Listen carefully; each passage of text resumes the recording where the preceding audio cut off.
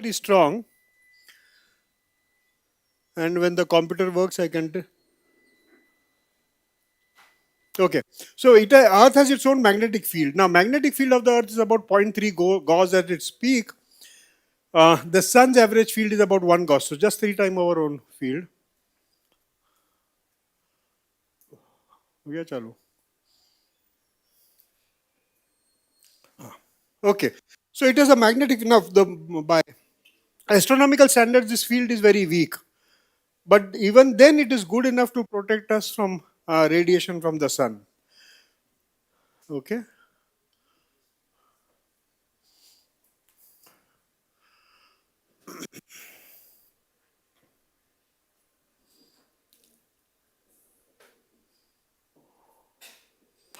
Okay. Hey, actually, if you can hear me without this, I can speak a little softer. Okay, so you have this Earth's magnetic field, 23.5 degree tilt, both of the magnetic field and geographical equator. They are not completely aligned, but they are enough to protect us from solar radiation. And then we, of course, have the moon. I hardly need to talk about the moon and the water on the moon, etc., because Girish talked about it yesterday. And then we have Venus, we have Mars, which is, of course, beautiful on its own sign. It has this huge cannellini, and initially people thought that they were water systems. It turns out they are, in fact, flat, dry pieces of land. Presumably, water flowed on this once because you can see the stone correction patterns, which are similar to what you see on Earth and near the riverbeds and seabeds. So, once upon a time, Mars probably had running water, and today we can see examples of water in the form of ice, both carbon dioxide ice and normal ice, and a lot of that seems to occur just below the surface of Mars. So Mars is of great interest because potentially it can support life. Also, because it has a tilt of 24.5 degrees or 25 degrees, it also has seasons. So in winter, the North Pole freezes. In summer, or rather, whichever hemisphere has winter, has ice and snow formation, exactly as you have on Earth. So planet Mars is the second smallest planet. It has impact craters of volcanoes and so on. It has a tilt which allows it to have seasons. Mount Olympus on Mars is the tallest mountain in any planet in the solar system. It has two moons, Phobos and Deimos, both of them probably randomly caught. And Mangalyaan has taken some pictures of Deimos. It once had large scale water flowing on its water. We don't know where that water has gone now. It doesn't have the magnetic field like the Earth has a complete dipole, but it has some scattered magnetic field. And there was a time when we thought it had methane. Now it seems that is doubtful. Then you have Jupiter. Jupiter looks, yesterday you saw Jupiter, you saw the four moons of Jupiter, and Jupiter also has very thin rings like Saturn, and you can see auroral light and everything. And on the pole of Jupiter, you actually have a massive cyclone. So apart from the red spot, it also has a massive cyclone on the pole of Jupiter. Jupiter also spins very fast. Its one day is just over 8 hours. The result of that spin is the kind of cyclones that we get. So Jupiter is the largest planet, 1,000 the size of the Sun. Its apparent magnitude in the night sky is minus 2.94, makes it one of the brightest objects, and you can in principle see your shadows in its light. Okay, it's composed largely of hydrogen, helium, but largely of hydrogen, and it has a rocky core. I will come to that a little later. It has an atmosphere which is segregated into bands, and you have the easterly and westerlies, which create cyclones. The great red spot has been around at least since 17th century, probably much older. Surrounding Jupiter are planetary rings, and by the last count, it had 67 moons, but that depends on how you count. It has four very famous moons. Those who saw on telescope yesterday saw all four of them. Io, which is full of volcanoes, Europa, which looks like an ice surface, Ganymede, that looks like moon, and Castello, that also looks like moons. And they have differing surfaces with different surface features. Then you have Saturn. Saturn's rings are, of course, very famous, and there's a gap on that ring, etc. When Vinita showed you photographs of Saturn yesterday, we could see this rings. It also has a cyclone right at the top of its head, and it is 2000 kilometers in size. It has multiple moons which are interesting with different kinds of surface structure. Titan is an active one with volcanoes. So Saturn has an iron and nickel core. It is yellow with ammonia crystals. Its outer atmosphere is bland.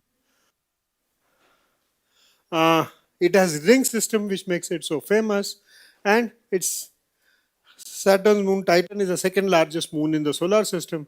The largest belongs to Jupiter. Then comes Uranus. Uranus is actually rotating on its head. Its pole faces the sun, and therefore summer it has 6 months of North Pole summer, 6 months of South Pole summer. But it also has a blue red spot kind of of a cyclonic event on its atmosphere. It also has thin rings and multiple moons. Uranus is similar in composition to Neptune. It has water, ammonia, and methane. It's the coldest object. The interior is composed of ice and rocks. It also has a ring system. It also has a rotation which is tilted. And it has seasonal changes which go from pole to pole. It has one of the fastest winds at 900 kilometers per second. This is one of the moons of Uranus. And then you have Neptune. Neptune was the first planet that was mathematically predicted and then later found because of its effect on Uranus. It has a moon. Largest moon is Triton. It probably has 13 moons. The atmosphere is hydrogen and helium and a bit of hydrocarbons and so on. Interiors of Neptune is full of ices and rocks. I'll give you a comparative study in a little while. You have dark spots on moon, and the atmospheric temperature is minus 218 degrees centigrade. The planet's center is hot. It is not hot enough to create nuclear reactions, otherwise it will become stars, but definitely has very hot temperature center. So inner planets are planets Mercury and Venus. They show phases. So there is a waxing and waning of Venus and Mercury, exactly like you get on the moon. It remains close to the sun in the sky. It has inferior conjunction, and as inferior conjunction means it is always close to the sun. And then the outer planets have retrograde motion. I'll explain retrograde motion to you. It has superior conjunctions and position, and it has been, it can be away from the ecliptic. But anyway, so the planets that are inside the Earth's orbit all have phases exactly like we have on the moon. You can see new Venus and then partial Venus. Right now, yesterday, if you had seen the telescope, you would have seen full Venus because Venus is in this position today. And then you have outer planets which have this retrograde motion. You can see the motion of Mars compared to motion of Earth. And when they are just close to each other in the sky, it will appear that its orbit is S-shaped. And all these planets have retrograde motion. If you look at the sizes, then you have Earth over here. We have a mantle, we have inner core and molten core. Mercury is just molten core and mantle. Mars has no molten core, it just has outer core and mantle. Moon has outer core and mantle, and so on. And roughly this goes by both diameter and the size of the object. If you take the outer planet, the Earth sits somewhere over here. Jupiter is largely metallic hydrogen. And then you have the outer gases. Saturn is almost entirely gaseous to the extent that its average density is less than 1. It will float on water. And then you have other structures.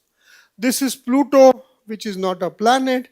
But the interesting feature is this, because if you look at it closely, it looks like this. So there's a flat sea-like surface and a mountain-like surface, and we have no clue why. Then if you go outside, you will see that around Jupiter there is a cluster of meteorites, objects that flail to be comets. You have the asteroid belt, you have the Earth, Mars and Jupiter, and lots of other objects. Beyond Jupiter or beyond Saturn, you have what are called Kuiper belt objects. Some of them can be as big as Pluto or even bigger. And they are being discovered. We know of dozens of them in these Kuiper-Belt objects which are in the outer edge of the solar system. From here we get comets, which typically have two tails, one from radiation and one from this thing. Then that brings me to stars. All stars are not identical. So if you look at Betelgeuse, it is just 3000 degrees Kelvin. If you look at Arcturus, it is 4000, Sun is 6000, Sirius is 11,000, and Spica is 25,000. And the hotter they appear in their color diagram.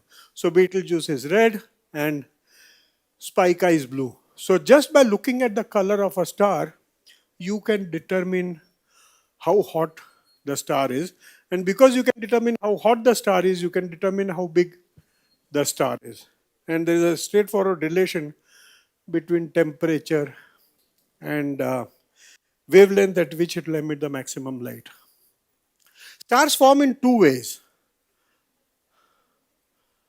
One is that simply amount of flowing gas in the sky will focus, come down eventually and become a solid object. If the solid object is as small as the Earth, you will form a crust and nothing more interesting will happen. If you now make 100,000 Earths and crush them together, you will get a Jupiter-like event, where the inner layer is highly crushed, the outer layer is clouded. Uh, it is hot inside at few thousand degrees Kelvin, but not hot enough to start nuclear reactions. So Jupiter has just missed being uh, a star by about a factor of 10. If it had been 10 times bigger, it would have become a star. So if you take 10 Jupiters and squeeze them together, then the core is hot enough for you to get star formation. But essentially, so stars can be formed either by coalescing material. It can also be formed when there are massive amount of explosions from other stars, which at the edges will produce compressed material and produce the stars. A typical star looks like this. In the inside core is where the nuclear reactions are happening. The heat is being emitted. Hydrogen is being burned to helium. Then that light escapes to a certain level before it is fully absorbed. And then you have the dust envelope where the outer layer of the star is. And eventually the surface of the star will look like this. All stars or most stars have this structure. Okay, so when a star settles down, you have a core where hydrogen is being burned to helium, cool envelope hydrogen and helium is in between, and then you have the surface called photosphere on the outermost region. Typically what happens in the star is that two hydrogen atoms are taken together to give you a deuterium, two deuteriums get together to give you helium-3, and that helium-3 decays and becomes helium-4, rather takes one more proton and becomes helium-4, and in the process of four hydrogens becoming helium-4, you have a lot of energy release. That is how essentially a star burns. Another way of doing that is that if you have carbon in your core, then that carbon take a nitrogen, essentially go through a sequence, the carbon comes back, but in turn four hydrogen atoms get absorbed and you get nuclear reaction. So you have carbon chain or you have hydrogen chain. Carbon chain requires higher temperatures, so it is not seen on the sun in large quantities. And then to build higher elements, you have to take 3 carbons to make it beryllium and carbon 12. So most of the stars essentially burn hydrogen to helium to produce the energy. But hydrogen to helium, there is only a limited amount of hydrogen the star has. And therefore, what happens is that once star finishes with the hydrogen, the outer material pushes inside, the inner material is now not hot enough.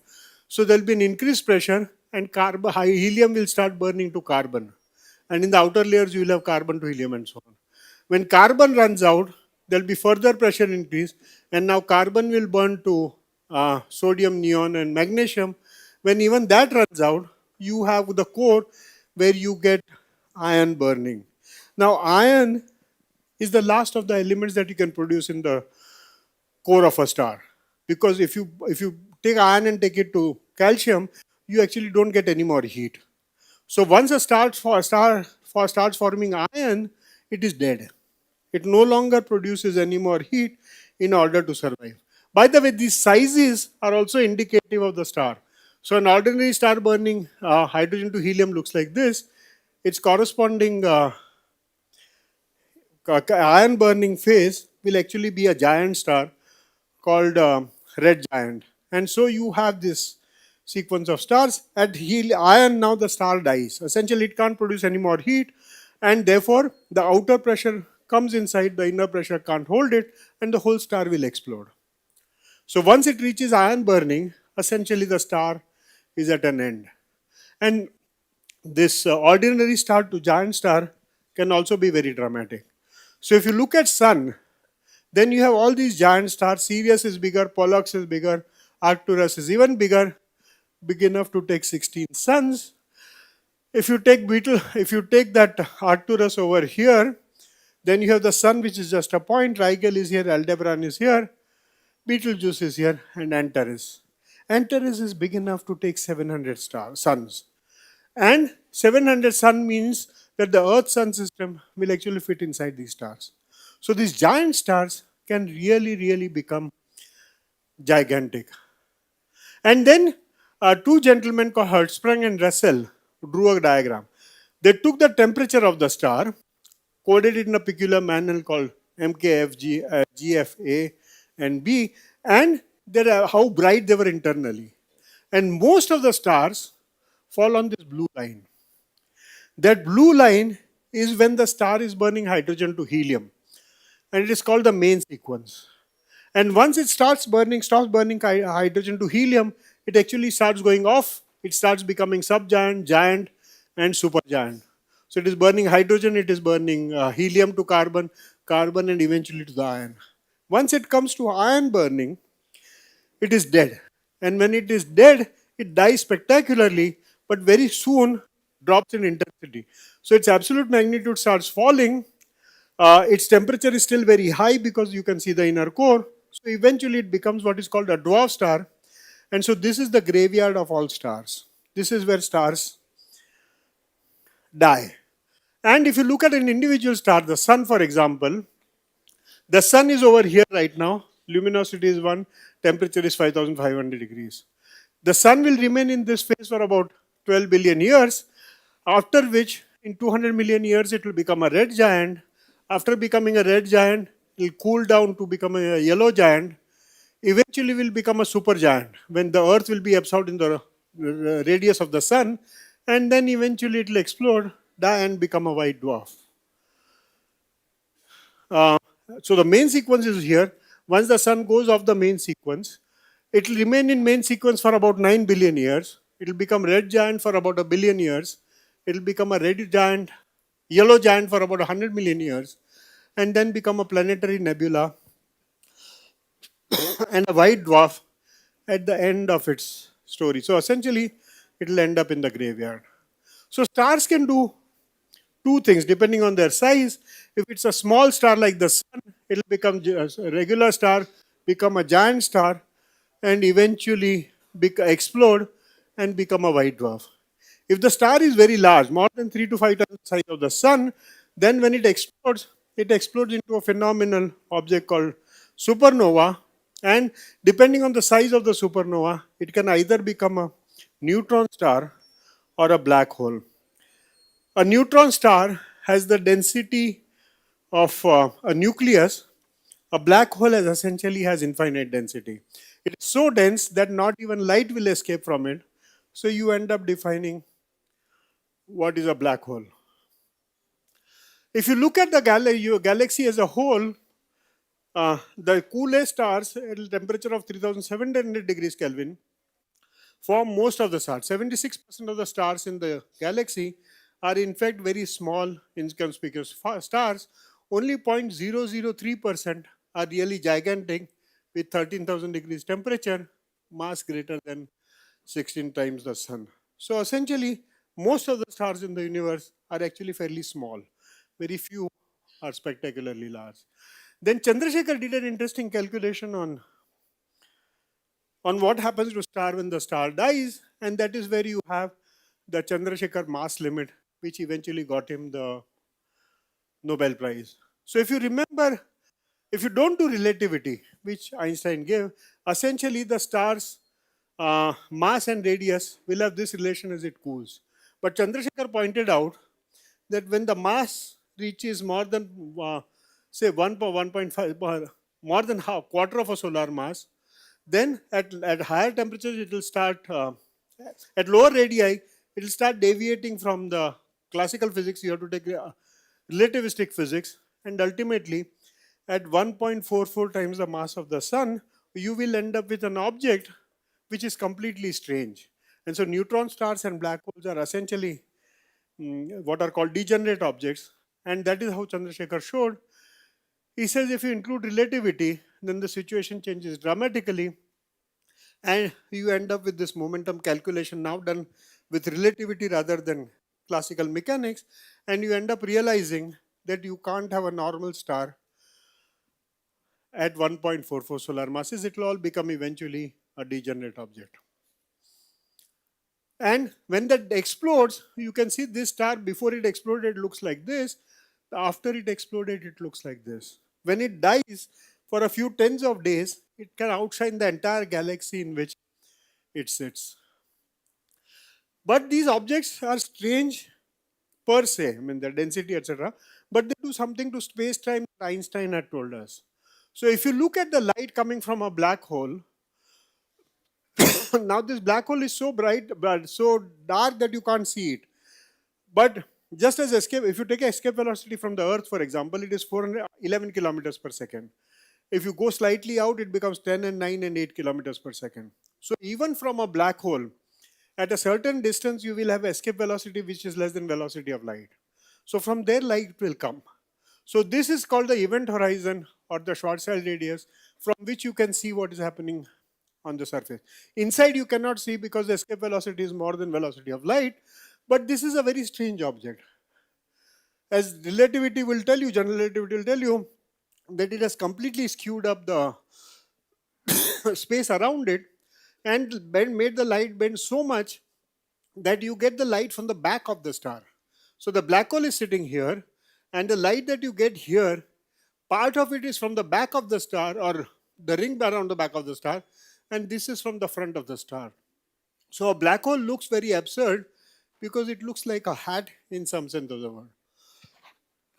And if the black hole is rotating, you'll get more light from one side, less light from the other side. So it can look like this. So these are examples of two black holes we know. This is in our own galaxy. This is in a neighboring galaxy.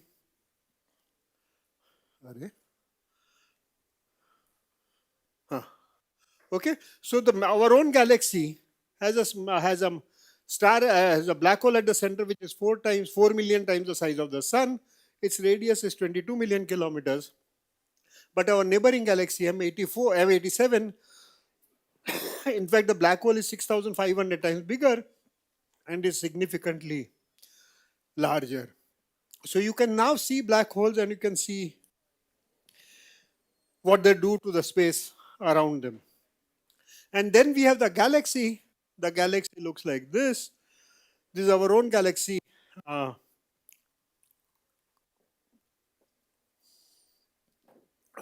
We are at the center of the galaxy with a 4 million solar mass star, black hole. We are sitting at the edge. There are some emission regions. There are some stars around. There is an open cluster where the stars have enough velocity to escape. And then there are globular clusters where all the stars are tied together by gravity. And this is what our disk looks like. On the whole, it is about 30 kiloparsecs, and we are about 8 kiloparsec from the center. Then there was a discussion about Andromeda colliding. This is what our sky will look like when Andromeda collides. Today, we can see the Milky Way galaxy, and we can see Andromeda over here. In about 2 billion years, this Andromeda will be close enough to be visible in the night sky. By about 3 billion years, in fact, it will be brighter than the Milky Way own galaxy in our sky. And by 4 billion years, the whole system will be disrupted until about 5 billion years. And then you will see the brightness of another black hole, and eventually the galaxies will change shape. We have an example of such an event somewhere else. It is called a Cartwheel galaxy. This is the original galaxy, and this is the galaxy that went right through it, and it threw out the outer stars so much that in fact it has a cartwheel like structure. Okay. Then galaxies themselves have shapes. Originally, galaxies are spherical in shape. As they settle down over a period of time, they can become either spiral galaxies or barred spiral galaxy, galaxies with a small bar in the middle, and they settle down into different shapes with time. The interesting thing is that if you look at a galaxy, from the top, if you will see the Planck curve of of the central black hole. If you look at it through a cloud, you will see a bit of the black hole, but largely you will see an absorption light by this cloud. If this light is thrown out at an angle, then you will see the emission line that you saw as absorption line over here, and you will see the black hole's power spectrum now with added light from this cloud, and you will get an emission spectrum. So depending on how you look at a galaxy can look very different. The last of the major points is that galaxies are, in a surprising result, Hubble for the first time showed in 1915 that galaxies are in fact running away from each other with increasing speeds. And if they're running away from increasing speeds, it doesn't mean that they're exploding in an empty room. Essentially, they're increasing the space and time as they explode. As the galaxies run away from each other, their own size may remain the same, but uh, the intergalactic distance keeps increasing. And it's like people leaving a school. We don't leave our shirts, etc., behind. The shirts, etc., come with us. So everything that is bound to you comes with you, but the distance between two students will keep changing. All this means is that I can do a back calculation. I find a very strange situation whereby if I'm standing here, an object that is 1 meter from me is moving at 1 meter per second, an object that is 10 meters from me is moving at 10 meters per second, and so on. And then I can backtrack and ask for time. And it will turn out that all the objects were at the same place 13.7 billion years ago. So 13.7 billion years ago, all the objects were at the same place at the same time. And when you do that, you can do your calculations and you'll realize that general relativity tells you something very strange. Both space and time will become zero with that kind of compression. Okay? The time will bend to an extreme where it will cease to exist, and the space will cease to exist because black hole essentially is an infinite density. Everything that you see in the universe was created at that moment 13.7 billion years ago, 13.7 thousand million years ago. Nothing has changed since then. No amount of matter has been created, no new light has been created. Things have only been changing from energy to mass to energy, and so on. But essentially, the whole universe was born in a single Big Bang, 13.7 billion years ago. And so, if you ask for the history of time, you would think the universe will expand as whatever radius cube, and it turns out that there is something even stranger that is happening. If you were to run away from each other as the way it was expected, then what would have happened is that the distance between these objects would have been so large that the universe would have been very heterogeneous. But surprisingly, the universe is very homogeneous. Wherever you look, it looks more or less the same. Which means that in the early phases of the universe expanded very quickly. And by the time it was 3 minutes old, the protons and neutrons in that liquid were so far away that you did not get formation of heavier elements. Essentially, proton and a bit of helium was formed here, and after that, the universe became so low density that nuclear reactions stop. And so you have this phase of 3 minutes when the synthesis of nuclei stops and the universe goes quiet. Then we have a phase of till about 300,000 years when the universe is completely quiet. It is colorless, it is dull, all the light that was emitted has been absorbed by somebody, and there's nothing else that is happening. Towards the end, what happens is gradually these atoms start merging with each other, these nuclei start merging with each other, and you get first molecules, then you get dust particles, and then you get huge pieces of rock, and eventually they become big enough to have stars. So you end up having stars For the first time,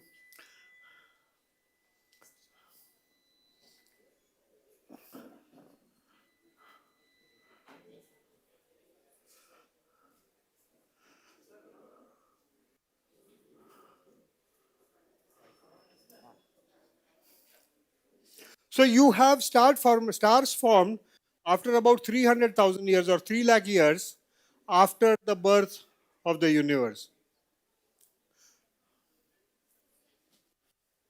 Can you please settle down quickly?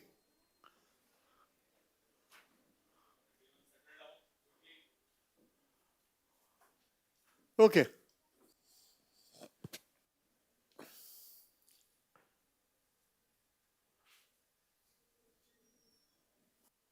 Okay. So first stars start forming about 300,000 years after the birth of the universe. But these are gigantic stars. These are huge stars because the material, so much material is available close by. So they become gigantic stars, live for a very short time, and eventually die very quickly because they are burning so much fuel. And because they die very quickly, they produce the first generation of gigantic black holes around which eventually other material will collapse, and you get galaxy formation by about a billion years. And today, of course, at 10 raised to 17 billion years, we have the universe of today. So by about 5 billion years, you start getting formation of galaxies. Before that, it is black holes and very gigantic stars dying in explosion. Before that, we have what is called the dark ages, where there was nothing, and then there is nucleosynthesis in the first 3 minutes, and then inflation in the first 10 raised to minus 35 seconds. And you can see the surface of last scattering through new satellite data. The other interesting thing is that people start wanted to know if the universe is expanding in a big bang started 13.7 billion years, will it close on itself? Essentially like a projectile motion, will it all go out and come back again? In order to know whether it will go and come back again, you have to know what is escape velocity from that object. We know on the earth, if I throw a chalk, it comes back, but if I throw something at 11 kilometers per second, it escapes. So people wanted to know what is escape velocity from the earth or from the universe. So in order to determine the escape velocity, you have to determine the mass. So people started counting the mass. And how do you calculate the mass of a galaxy is itself a big problem. But if you notice, when we talked about Kepler's laws, I said the velocity, the speed with which outer objects spin is much slower. So people said, okay, let us keep measuring the velocities of stars as you go from the center of the galaxy and see where the velocity starts dipping, and we know that is the effective mass. So what people were expecting was that at some stage the Keplerian velocity will peak and then it will start falling. So these stars will be slower like Mercury, Venus, Earth and Mars, and this effectively is like being inside the sun. What they found was completely surprising. The rotational velocity never decreases. So essentially, the galaxy is at least 10 times bigger than what we used to think. And there's lots of dark matter over here, which is not emitting light, but which is giving gravitational effect to the extent that the galaxy rotation curves never dip and they always remain flat. And then eventually you run out of visible stars, so you can't make measurements. But essentially, it means that a galaxy has a lot of material that is not emitting light, and that we call dark matter. So you and all, for example, we are also dark matter. Earth is dark matter. We don't emit light. We don't have any nuclear reactions. We reflect the sunlight that comes, but essentially we are all dark matter. So this dark matter, it turns out, consists of large chunks of rock like the Earth and just freely floating protons and neutrons and other objects which make up this bulk of this dark matter. So what is dark matter? It consists of ordinary matter that is not emitting light. And dark matter is different from dark energy. I will come to that a little later. So you have dark matter, which is ordinary matter not emitting light, but it exerts gravity. So it definitely bends light, it definitely keeps planets under control and so on. It does not seem to be in large chunks of exotic particles or exotic particles. So Earth-like objects do not contribute much to it. It seems to largely consist of protons and neutrons and other things that never got trapped in a star. Okay, so this is the history of the universe. We end up with initially an inflation for a trillionth of a second, less than a trillionth of a second. Then you have the cosmic microwave background, the first galaxies form, and eventually today. Okay, so the universe was born about if at time zero, then within first 3 minutes, hydrogen and helium formation happened. Then recombination, where electrons and when atoms started merging into each other again, ionizing and producing light, etc., happens 400,000 years ago. The first stars, first 400,000 years after birth of the universe, the first stars. Sorry, this recombination is a time when everything becomes neutral. The first stars come about 400 million years ago. And as the stars are born because of their heat, you get ionization of atoms and radiation again. And that is 400 million years ago. The first galaxies are born about a billion years after the birth. And today is 13.7 billion years after. But people's quest to understand whether universe will collapse or not goes on. So they said, okay, I can't measure absolute velocity because I don't know the absolute mass of a galaxy by a factor of 10. And because I don't know the absolute mass of the universe, I can't calculate the escape velocity. But what I can calculate is the rate of change of velocity. And that will also give me the same calculation as projectile motion. So people started calculating rate of change of velocity. And they were expecting if the universe is not accelerating, it will go in this curve. To their surprise, they found that the universe, in fact, is not only not slowing down as projectile motion would, it is in fact accelerating with respect to each other. Acceleration requires force, force requires energy, energy is mass equivalent, and so you have this unknown energy which is actually accelerating the expansion of the universe at a phenomenal speed. And that we call it uh, dark energy. Energy, very unknown in its nature, not experimentably identifiable on Earth because the density is very large, is today expanding the universe. And so, over a period of time, everybody will be so far from everybody else that nobody will be able to see anything. We may see our galaxy, but we will not be able to see other galaxies simply because they'll be so far away that the light from them will become very faint. So after the first 2 billion years, for the last 6 billion years or so, the universe has been, for the last 6 billion years, the universe seems to be expanding at an increasing rate. Before that, it was essentially uh, Newtonian motion, parabolic motion, it was falling down, but now it is expanding. And if you look at the energy content, the entire physics becomes garbage. 73% of all energy in the universe is in the form of dark energy. 23% of it is in dark matter, and only 4% of it is in the form of particles, hydrogen, helium, everything up to us. And this 4%, if you expand, half, 0.5% is in stars, 0.3% is in neutrino, and 0.03% is in heavy elements. So this should be 5%, 3%, I mean, whatever, these numbers are wrong. But essentially, this forms the 4%. Of that 4%, half of it is in the form of stars and the others in other heavier particle. The universe is essentially empty and driven by this dark energy to become even darker. The bottom line is that we actually see only 4% of the universe. We use it to track the other parts, and more importantly, our laboratory physics can understand what is going on. And even 4%, I think, makes an interesting story. It consists of stars, group of stars, galaxies, large scale structures, and so on. And it can be used to probe the unknown. It tells us that the universe was born in a Big Bang 13.7 billion years ago and will expand forever, in fact, with increasing velocity. So, thank you very much. If you have any questions, you can ask. Thank you, Spalding. Okay.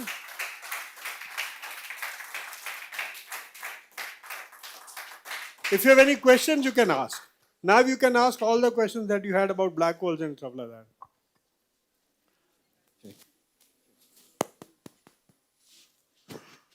Yes. He wants, acha, okay. Just 1 minute, yes. So, my first question is why light maintains a constant speed at every point of universe? Yes. I mean, it's not a question, it's a statement. While light moves at 300,000 kilometers per second, irrespective of where you are in the universe. Okay? Okay, so, You have one more question because somebody else wants to ask a question.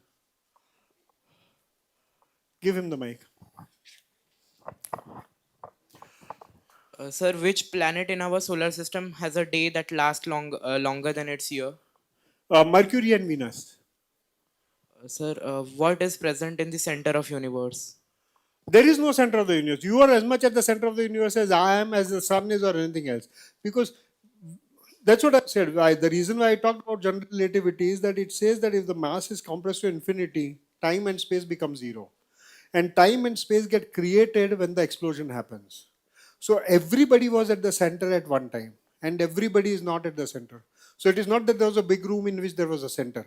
The room itself was being created, and as it is created, you can't really define the center of the universe. Everybody is at the center in some sense.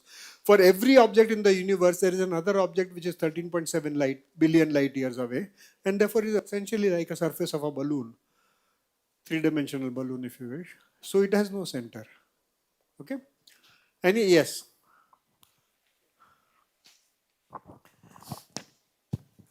Good morning, sir.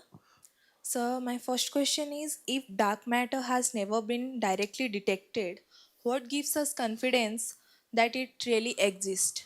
Okay. First of all, you and I both are dark matter, incidentally. So it is not that dark matter is not seen. That is, sit down, sit down. That is one thing. Um, at university level, what you see is the flat rotation curve. Now, you can make all kinds of theories saying gravity does not work, etc. etc. The simplest assumption to make is that there is matter at that, even there's huge amount of matter, even the outer regions of the galaxy, which is making the rotation curve flat. That's the simplest assumption.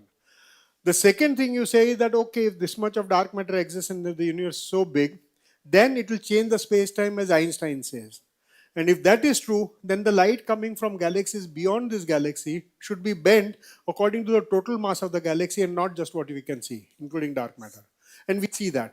So what is called as gravitational lensing is seen, where light from distant object is bent in exactly the same way as if this galaxy consisted of ordinary matter that has gravity. Okay, so that is the second proof. The third proof is that if you start looking from light at the edges of the galaxy, you will see obstruction of light. So that is the third evidence that tells you that dark matter actually exists as dark matter. It absorbs electromagnetic radiation and it exerts gravity. Okay, so there are 3 or 4 pieces of evidence will tell you that dark matter exists in the universe. Yes, Sir, yes. one more question. Sir, actively you told us about neutrinos. Sir, could neutrinos helps explain the antimatter imbalance in the universe? You're holding that question from yesterday. Anyway, Yes, sir. um, so antimatter, okay, is a completely different game. I have not touched it. So debut yesterday I mentioned that look, proton has a certain mass, electron has a certain mass, etc. We have in the universe, but we find under some conditions that there are particles which have the same charge and apparently the same inertia, same mass, but when they meet with each other, they explode into energy. Okay, we call them antimatter because there is matter and antimatter, and when the two meet, you essentially end up with gamma rays, a pure energy, and therefore we call this antimatter. Antimatter is seen in the universe in really small quantities. Okay, Yes. 1 × 10⁹ or so. Okay, so for every billion particles of ordinary energy we have one particle of negative energy, antimatter. Why did, when the universe was born, why did it predominantly create antimatter compared to matter? We really do not know. Okay, neutrinos are a different ball game. Yesterday somebody asked about neutrinos, so let me explain. Neutrinos are one of the strange objects that we don't understand. It has mass which has only we have limits for. Okay, some 1 trillionth of the mass of less than a trillionth of the mass of a proton or an electron. It is immeasurably small. But the interesting thing is that if it is, and it is not zero. But it is a strange object that apparently moves, is the only one that is exception to the rule of not moving at velocity of light. So yeah, it probably doesn't exactly move at velocity of light because the time is not zero on a neutrino, it fluctuates. All that is fine, okay? But matter antimatter problem is something that we really do not understand, and neutrinos will unlikely help because neutrinos themselves have their own enigma. But for neutrinos, you have antineutrinos equivalent. That equivalent remains. And the exact relation between these, we really do not know. So as of now, whether neutrinos will help us in understanding antimatter is something we don't know. Okay? She had a question. Good morning, sir. So, when you were talking about Lagrangian points, yesterday Yes. Girish sir explained that the Aditya L1 is revolving around the point. Yeah. So, No, sir, no. So um, what he said was that this is an L1 point. Sit down. Now the L1 point has a certain width because of uncertainties of various things. The mass, the Earth itself is not completely spherical. The Sun itself is not completely spherical.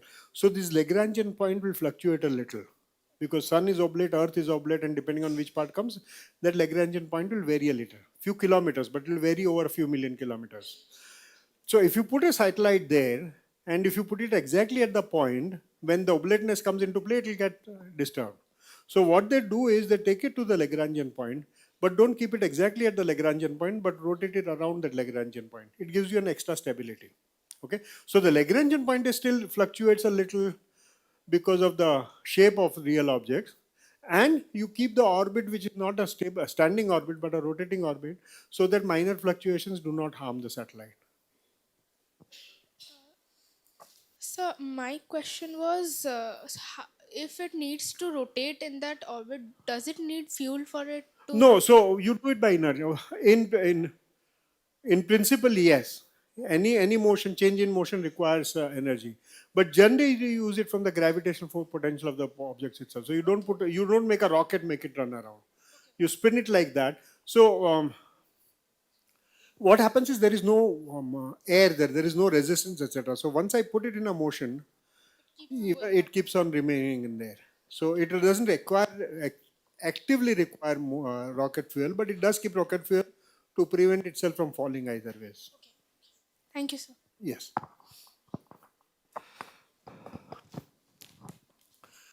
Good morning, sir. Sir, I want to know how like you saw the one of the pictures of aurora, and how does that form? So aurora comes. See, one of the even if you remember nothing from this lecture, remember one thing: light is produced. Sit down. Light is produced by charged particle slowing down. Okay, that is the only way of producing light in the universe. If you take a charged particle and slow it down, you will get light, and you have to get light. Okay, it's a compulsory condition. When the sun has flares, etc., that I showed you, so a lot of charged particles come towards the earth. Those particles get trapped in the earth's magnetic field, and they get focused down to the poles. When they get focused down because of the earth's atmosphere, etc., they come across friction and they slow down. When they slow down, they emit light. Okay, that is why auroras are seen only at the poles. Over India, the magnetic field is so weak that this slowing down effect is not conspicuous. It is conspicuous over the pole, and you can see it on the poles of Earth. You can see it on the poles of Jupiter. You can see it on the poles of Mars, etc., Saturn, etc. So wherever this magnetic field cramps, charged particle will slow down, and you will see aurora. You can even see aurora on stars. Yes, yeah. Just Good morning, sir. So my question was that is there any evidence that the Earth can eventually fall out of the Roche law? into the Roche lobe, it will. Eventually, what will happen when the sun becomes a supergiant? The radius of the sun will be greater than 1 AU. So we'll either, or at least around 1 AU. So either we will touch the surface of the sun, or we'll be just inside. In either ways, we will have crossed the Roche lobe. So eventually, we will fall inside. But that is still some 3.5, 5 billion years away. So, There is a so question. I had another question. So my question was that the Andromeda galaxy and our Milky Way galaxy will eventually collide in a big bang, in a bang. Uh, so it will create a very big black hole. You said. Correct. So will the planetary system also get into the galactic bulge? We don't know. The thing is, uh, that these galaxies are not solid objects. You know, these objects are not galaxies are not solid objects. So as I showed you in the cartwheel galaxies, the two objects may just pass through. Now, when the collision actually happens, when it gets close to collision, depending on how close we are to the center of that, we will get affected. Otherwise, the force falls by 1 by r square. So if you are sufficiently far away, the solar system will survive. But the problem with solar system is not the stability. The problem is the sun will be dead long before that. So solar system will anyway be destroyed long before that happens. But whether it will remain in whatever configuration it has depends on exactly whether some of the stars from Andromeda bang into us or nothing bangs into us. Somebody here had a question. Yes. Give him the way.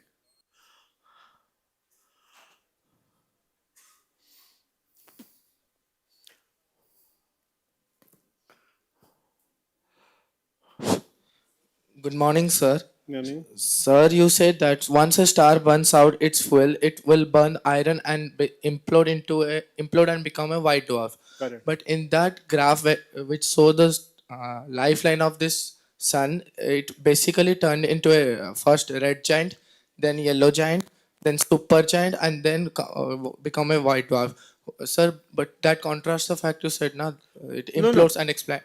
So what happens when it becomes the sun goes into giant phases when helium starts burning to carbon and carbon to silicon, etc. Each of those sequences will produce expansion and contraction.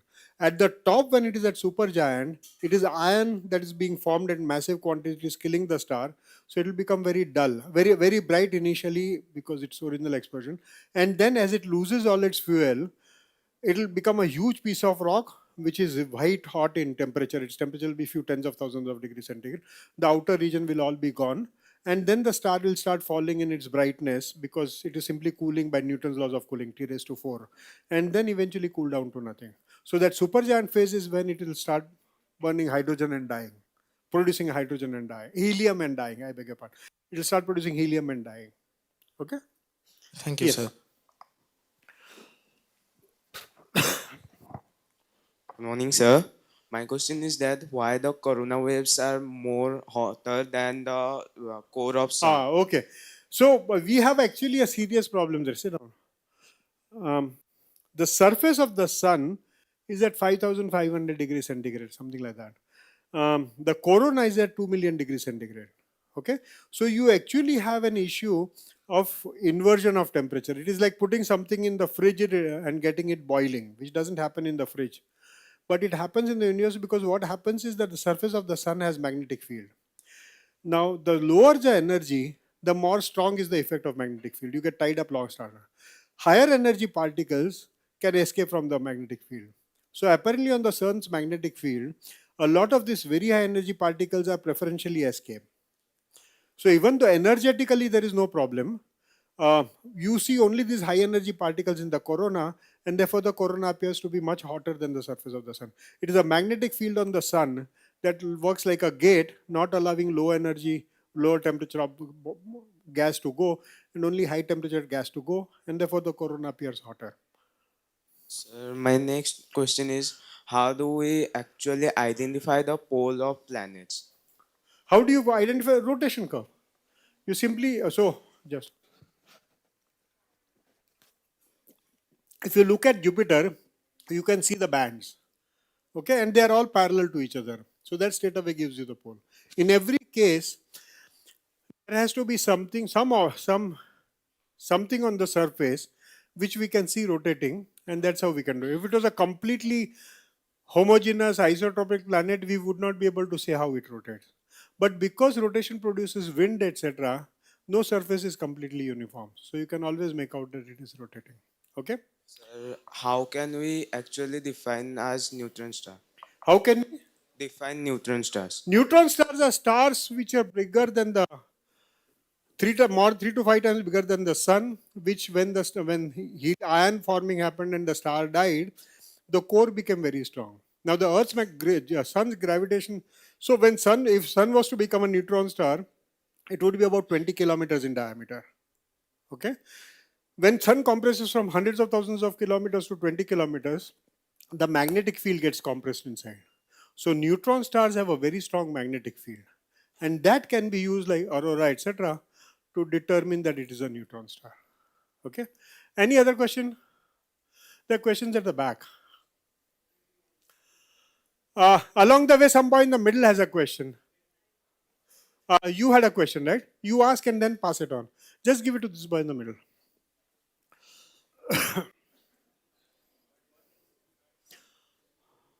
Good morning, sir. My question is there any white hole like black hole? No. Okay, in the sense, sit down.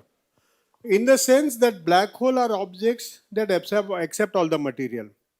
Okay, by white hole you would mean an object which is emitting. Okay, so by black hole you mean object that is absorbing everything. By white hole you mean an object that is emitting everything, and that is physically impossible. White holes are physically impossible to exist.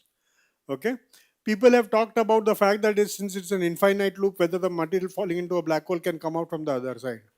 But that misunderstands the very nature of space-time. It is not a two-dimensional object connecting to another two-dimensional object. It's a complete compression of space and time, and therefore it will not leak material. It will leak material energy in a very complicated way, but certainly not in the form of a white hole.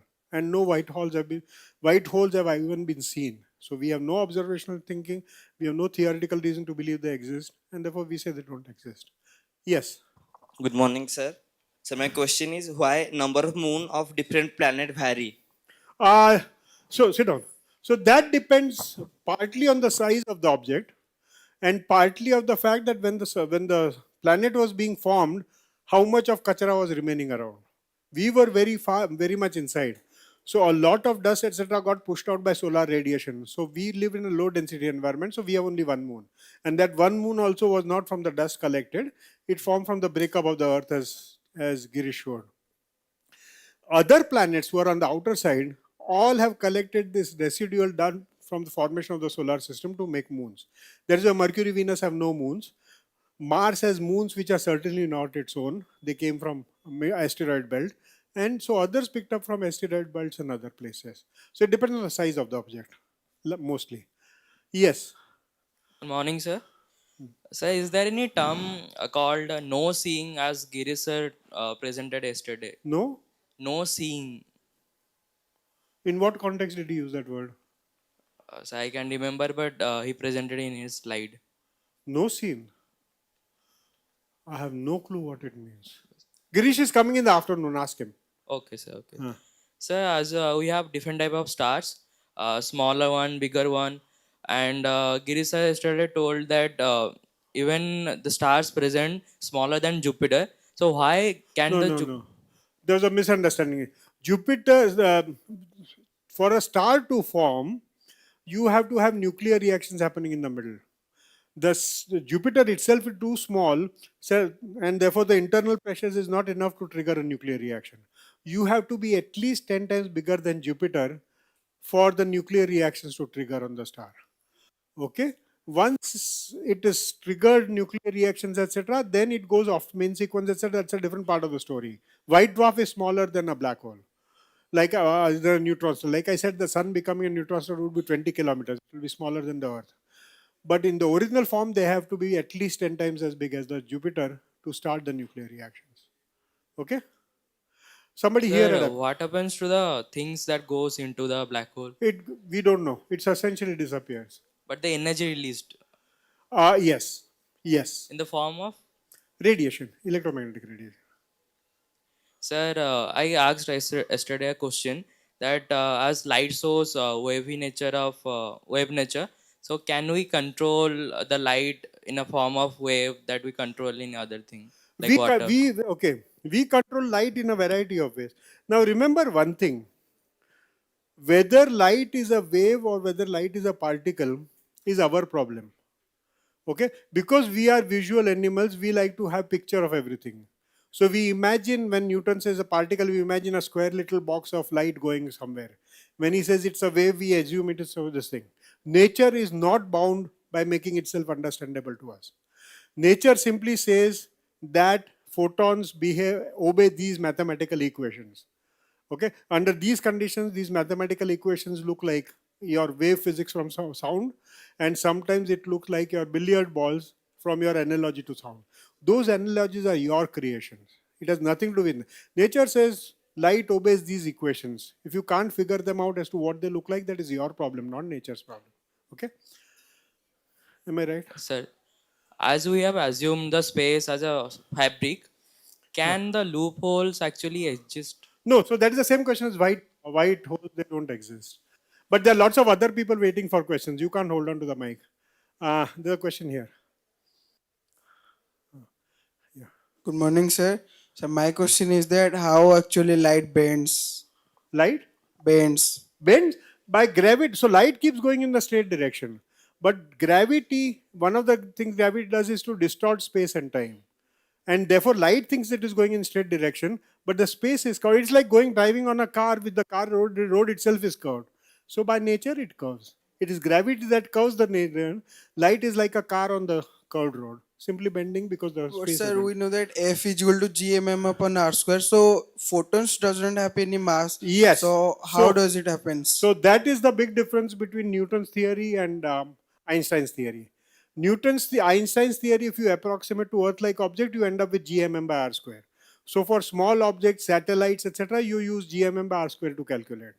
But in reality, it is a local simplification of general relativity. General relativity is the big theory. Okay?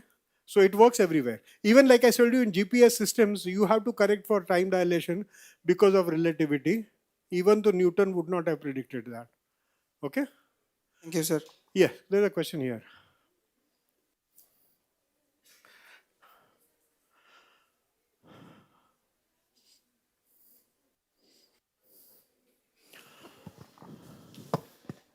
Good morning, sir. Sir, my question is what are nebulas and how are they formed? So what happens is that if you have a small star which is dying, okay, the material that falls in does not fall with great velocity, and therefore when it pops up, it doesn't go to very large thing. So you have nova means new. So you apparently have. Yeah, he has one more question. Fine. So when a small star dies, it puffs out material. So it looks like a new star because it is now much brighter than the old star. So we call it a new star. It is small, low in energy, and eventually will simply form as a ring and die. Okay. So small stars dying will give you nova basically. You have another question? Yes. Sir, how neutron stars are formed? Neutron stars are formed when the star dies. There is iron in the center, and there's a lot of gaseous material which is trying to come inside by gravity. And inside us, there is this massively hard iron core. Okay, so it bounces off like a cycle pump bouncing off, and the pressure that is felt by the iron core when the bounce happens is so much that it compresses into an object from which even light won't excel. Or in some cases, it's like a gigantic nucleus, which is neutron stars, or outright black holes, depending on how much is the pressure from outside as the star explodes. Okay. Thank you, sir. Next question. Yeah, he has a question.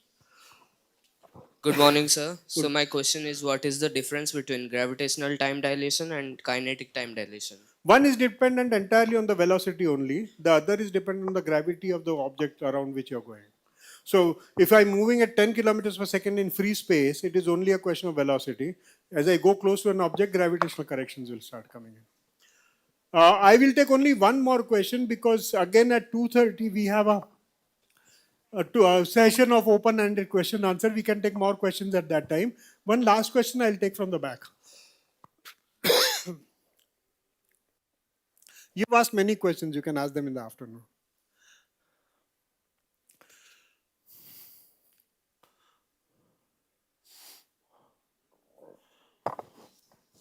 Sir, what is the difference between dark energy and dark matter? I thought anyway. So dark matter is ordinary matter that is not emitting light. So you are a dark matter, I am a dark matter, Earth is a dark matter. We don't emit light at all. We only reflect light. Okay? And a proton that is not associated with a star or something, everything that is free floating, including clouds and everything, is dark matter. Dark energy is the energy or the force that is making the universe.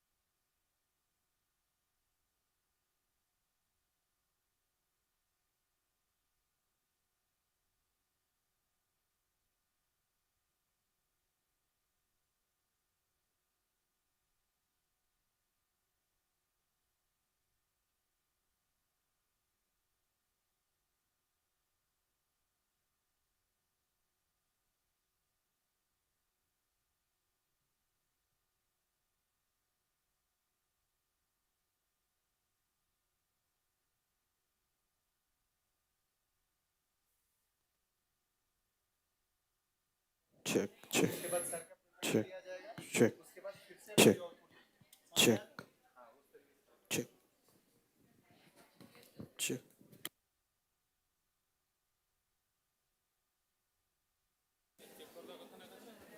Check. Check.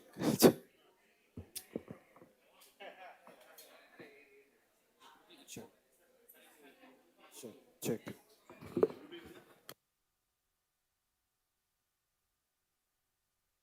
So, welcome back, everyone.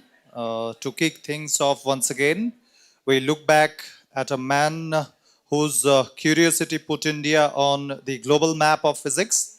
Sir C.V. Raman saw the blue of the Mediterranean Sea and didn't just admire its beauty. He had the scientific courage to ask why.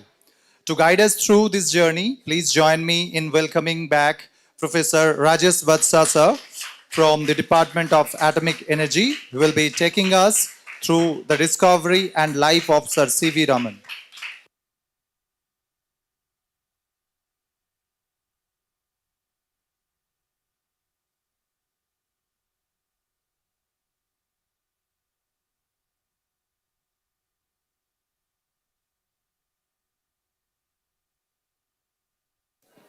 Oh, I thought like. Good afternoon, everyone. So you are going to listen to another story now, and this time we have an Indian star, none other than Sir C.V. Raman, right? So all of us know Raman effect, yeah? And every year we celebrate what is called National Science Day on 28th February, right? And you will hear people telling that on this day Raman effect was discovered. Okay, and that's why we celebrate. But the question is what happened on that day? How did Raman discover Raman effect? Was it a one-day effect like Newton that an apple is falling, or was it a sustained effort? You just heard Vaya sir, and you see how many scientists have given their efforts day and night to get this amount of knowledge about universe, expanding universe, and all these things. All right.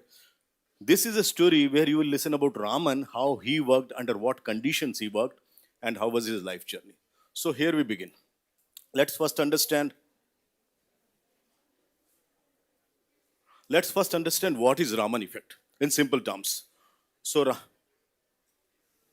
Raman effect, in its simple words, means suppose you take a green light from a laser. Okay, as I have taken here, you take a green light and it is interacting with the molecule. The molecule can be in the gas phase, liquid phase, or solid phase. Most of the light will simply go through as green light only. Most of the light, 99.9991%. However, one or two, maybe one photon or two photon in a million photon will have a different color now. Okay, different color, which means a different wavelength, which means a different energy. Okay, they will have a different color, one slightly higher in energy than what is the incoming light is, and one which is lower in energy. And this is called Raman scattering. The first one is called Rayleigh scattering. Now the question comes why it is important for us. All right, because this carries the signatures of molecules from which molecule this light is coming. By knowing the frequency of red or knowing the frequency of blue, we can say which is the molecule. And as I told you that it can be in any form. So you can have any phase, liquid, vapor, solid, whatever be the case, doesn't matter. Okay, I'm not going into the classical and please settle down there. Okay, a modern Raman spectrometer looks like this. You will have a laser, which is typically at a lambda of 488 nanometer. The light is blue-green. You keep your sample. This is what you will see from naked eyes, right? But once you insert a filter here, ejection filter of 488 nanometer, you will see this yellow light. Okay, this yellow light is now a signature of the molecule that you have taken. In this case, cyclohexane. All right. And this may be yellow, this may be green, this may be something else. This is what Raman found out. And the beauty of this entire process is when Raman found out, he did not have laser, he was not having even a photomultiplier, and he used human beings, eyes of human beings as detector. This is rather strange, okay? So what happens here, in this case, if you see, this is the photon that is coming here, say green photon. This is the light which is exciting. And we start seeing light at other wavelengths. So in this case, you are having at 488. you start seeing frequencies in 495, 500 something. When this frequency is subtracted from this frequency, what you get is this, what we call as either wave number, Raman lines, or Raman shifted lines. And these Raman shifted numbers are very, very characteristic of the molecule. This is what I'm trying to tell you. Okay? Raman spectroscopy nowadays is used for multiple things. So many things you can see: pharmaceuticals, material science, biotechnology, environmental science, forensic, and nowadays even for cancer detection. Raman spectroscopy is used. I'll give you 3 examples. You want to find out whether my pulse are natural pulse or they are synthetic pulse. Okay, you can do it with Raman spectroscopy so easily. You take this pulse here, right, and you record a spectrum. So if you have a natural pulse, okay, original pulse, your spectra will look like this, which is nothing but calcium carbonate spectrum. But the one, if this is synthesized or artificial, you will see all these lines. And what are these lines? These lines are the material on which calcium carbonate has been coated. So Raman sees not only a calcium carbonate peak small here, it is also seeing what is the base material on which it is coated. And then you immediately know that this is an artificial pearl, right? You go, suppose, I mean, typically for women, is my lipstick 1 year old or it has been just painted, okay, made in November, something like this. You can make out. And you don't have to destroy the sample, just take that lipstick, put it in your Raman spectrometer, and you know lipstick is basically a waxy material, right? So that waxy material usually has this wave number, Raman wave number 1655, and over time you can see here fresh, 4 months, 5 months, after 12 months it has completely gone. Why? Because it has been oxidized by the air. All right, this has been oxidized and it is gone. So you can make out whether what I'm being sold is correct or not. And for carbon structures, Raman is absolutely, absolutely so good. You can distinguish diamond from graphite very nicely. Look here, if you have a diamond and a natural diamond one. This is a natural one diamond. You can see this huge blue peak here. Okay, one sharp peak and everywhere else smooth. Okay. However, if you have synthesized diamond, you will see here a relatively slightly broad peak, but still a sharp one. And here you will have noise. Compared to this, if you have graphite structure, which is linear sheet, okay, a diamond is a tetragonal structure, tetrahedral structure, right? Whereas a sp2 structure of graphite is usually flat sheet, you will see these peaks, okay? So immediately in 1 minute you can make out, is it graphite, is it diamond, and is it natural diamond or not? Now, okay, I can continue and give you another 10 examples and all these things. The question comes, how does an effect gets its name? Who is the one who says Raman effect? Tomorrow if I discover some effect, can I call it Vatsa effect? No, you can't call it. All right. So there are 3 essential things which one has to fill in for that. Number 1 is, one should be the first to observe it. Okay, I should have seen it first. All right. Obviously, this is the case. Then second is, preferably I should also theoretically explain it. Ideally given, I should theoretically explain it also. Or if I'm not able to explain because of some other phenomena yet to be discovered or some mathematics requirement which is yet to be discovered, then I should have done substantial amount of work in that field. Third, and most important, the community in the subject area should trust that yes, you are the one and it should be given in your name. I cannot call it Vatsa effect. Somebody else has to tell it like this way. All right. You will see how lucky Indians are. We have very few effects. Mayank sir just now talked about the Doppler effect, right? Compton effect, Hall effect, Casimir effect, Mossberg effect, and you have something called Raman effect. All right. In physics, I think we have total something like 15 effects, and one of them is Raman, right?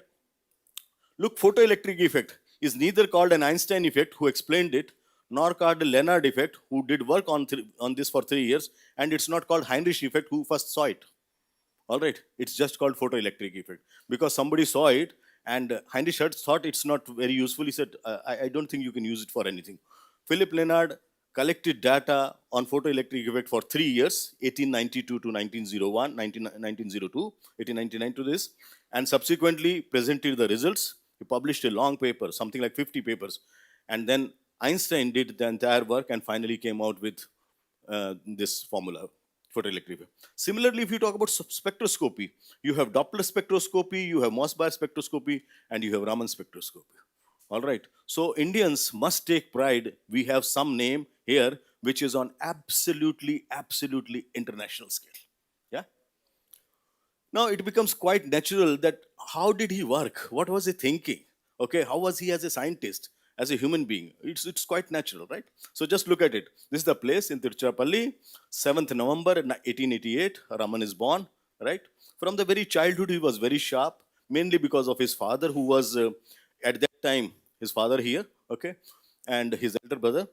He was teaching mathematics and physics in the local college. All right. Because of this, and some 4 or 5 brothers.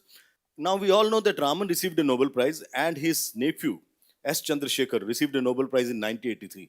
So here is a family which has 2 Nobel Prizes, right? Sorry, you want to say something? Huh.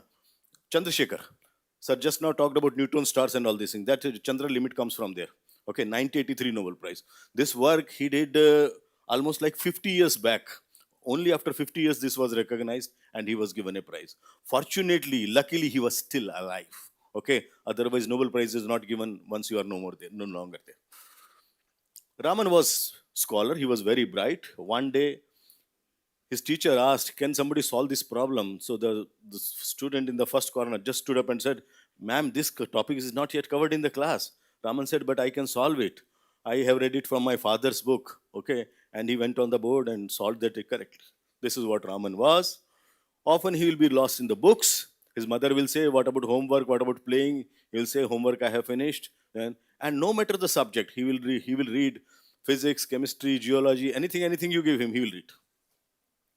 Continuing the same thing you see here, now he says, Appa, will you get me more books from your library? Okay, father, will you get me some more books? Father said, only few days back I brought you 2 science books. And he says, well, I have already finished them. So he has finished 2 science books in just 1 month. All right. Then he said, okay, I'll get you some more. And then he says, what is that top lying in the shelf? What is that book lying in the shelf? And there is a classic book by John C. Maxwell on a dynamical theory of electromagnetic field. It's an advanced field for his age. So father says, okay, take the book. I'm going to the college. I'll come back and explain you. So he came back in the evening, had his dinner and all, sat down and said, Raman, come, I'll explain you. He said, no, I read and finished it. Okay, all right. This is what Raman is, very bright. He finished his matriculation in 11 years, intermediate in 13 years. And when he first went to the presidency college, his teacher thought it's some child, it's some from the junior school who has, by mistake come here. Then he said, no, I belong to this class. Presidency college at the age of 14. Then here we understand what is the importance of library. Okay, nowadays very rarely people go to library. Every time they are on the internet and finding this thing. Okay, times have changed. At that Raman's time, his college did not have a proper library, and though he used to do a lot of ideas, okay, and he asked his professor that I have so many ideas. The professor said, what if they have been already tried out in Europe and there is no way to know? All right, he said, I will not know this. He found out a way. He went around in this zone and found out something called Moor Market. What was Moor Market? In Moor Market, all those soldiers, officers, British officers who were deputed to India and they were going back, they were leaving all their books, scientific journals and everything there, and you can go and buy there very cheaply. So he started reading that, and that contained all these proceedings of Royal Society of Chemistry and things like that. So he found out a way. Normally under such conditions, most of the people will give up. I don't know, or they will go to the principal, complaint about this. He did not do this. He found out his way and started working. This is in 16 years he finished his BA, stood first in University of Madras, won gold medal in physics and English. Okay, that's Raman. Now at this time, normally once you are 16 years, people will say you have finished BA and go for some administrative services. So he was also advised by his teacher to go to England and prepare for what was at that time called Indian Civil Services, what is like IAS now. Indian Administrative Services. This used to be called Indian Civil Services. But its preparation and exam, everything is held in UK, okay, United Kingdom, England. So you have to go there. Now Raman was too fragile for that. So he has to give a medical test, and that test was arranged for him. He went to that doctor and said, doctor, would it be fine if I go to study in England? The doctor says, Raman, I'm afraid you might suffer severely of tuberculosis if you go to England. So that means he's going to England. He's ruled out. This is the only examination in which Raman ever failed. Raman never failed in his examination. And this examination is a medical examination. Okay, this is the only examination that he ever failed. And Raman said about this medical officer, His name was Colonel Gerald. I shall ever be grateful to this man because he stopped me from going and decided to continue his studies. So he comes back and meets his teachers in January 1905, back to Presidency College, and this time he is doing MA Physics. Now, notice one more thing, that in those days they were not calling it Master of Science, they were calling it Master of Arts. Okay, and that's one term which was uniformly used in Britain, New Zealand, Australia, India, and all these things. All right, so they used to call MA. All right, nowadays we don't call it MA, you will call it MSc Physics. Okay, so during his BA days, his professors allowed him to skip classes. All right, don't think that I'm trying to advise you on that. No, never. All right, the reason being this, they knew that Raman's intelligence and knowledge is quite superior to anybody else in the class. All right, so he can skip and he will read it, he will manual. And in some cases his knowledge of a given subject was equivalent to that of his professor. Okay, this very rarely happens, that your knowledge and your professor's knowledge are at same par and anyway in the class. So that's why no matter what subject what exam he appears, he will always be topper. All right, so during 2 years of his MA Physics, Raman attended only one lecture. 2 years of his masters, right? Because he was all the time in laboratory. All right, not that he was roaming around and going, not really. So now the comes, what is that separates Raman from other people? And this in simple words can be told, that this is his was attitude towards science. Raman's argument was always that you have to ask sharp and focused scientific questions. It should be very, very sharp. Okay, don't beat around the bush. You should have to ask a very sharp question. And essence of science is independent thinking, hard work, and not equipment. Even if you do not have proper equipment, you ask a right question. Sooner or later, nature will reveal itself, and you will find answer to this. If you ask the right question, the nature will reveal it. It's one of the famous quotes about Raman. Now, typically, when do you publish your first paper? All right, so you will see normally students finish their MSc, masters. If you take like any case or like ours, nowadays you take 22 years. Then you join for PhD, and if you are very lucky, maybe in first year you will get your paper, right? First year. So 23, 24 is what time you will publish. Raman published when he was just 18 years old, and all independently, no guidance available. This is the title of his paper, and he gave it to Professor Jones for his comments. He didn't know. I mean, he was reading papers. All right, he was good at English. He read, and he gave. And even after 2 weeks, there was no response from his professor. He consulted his grandmother. Grandmother, what should I do? My professor is not responding. Grandmother said, why do you need professor? Send it.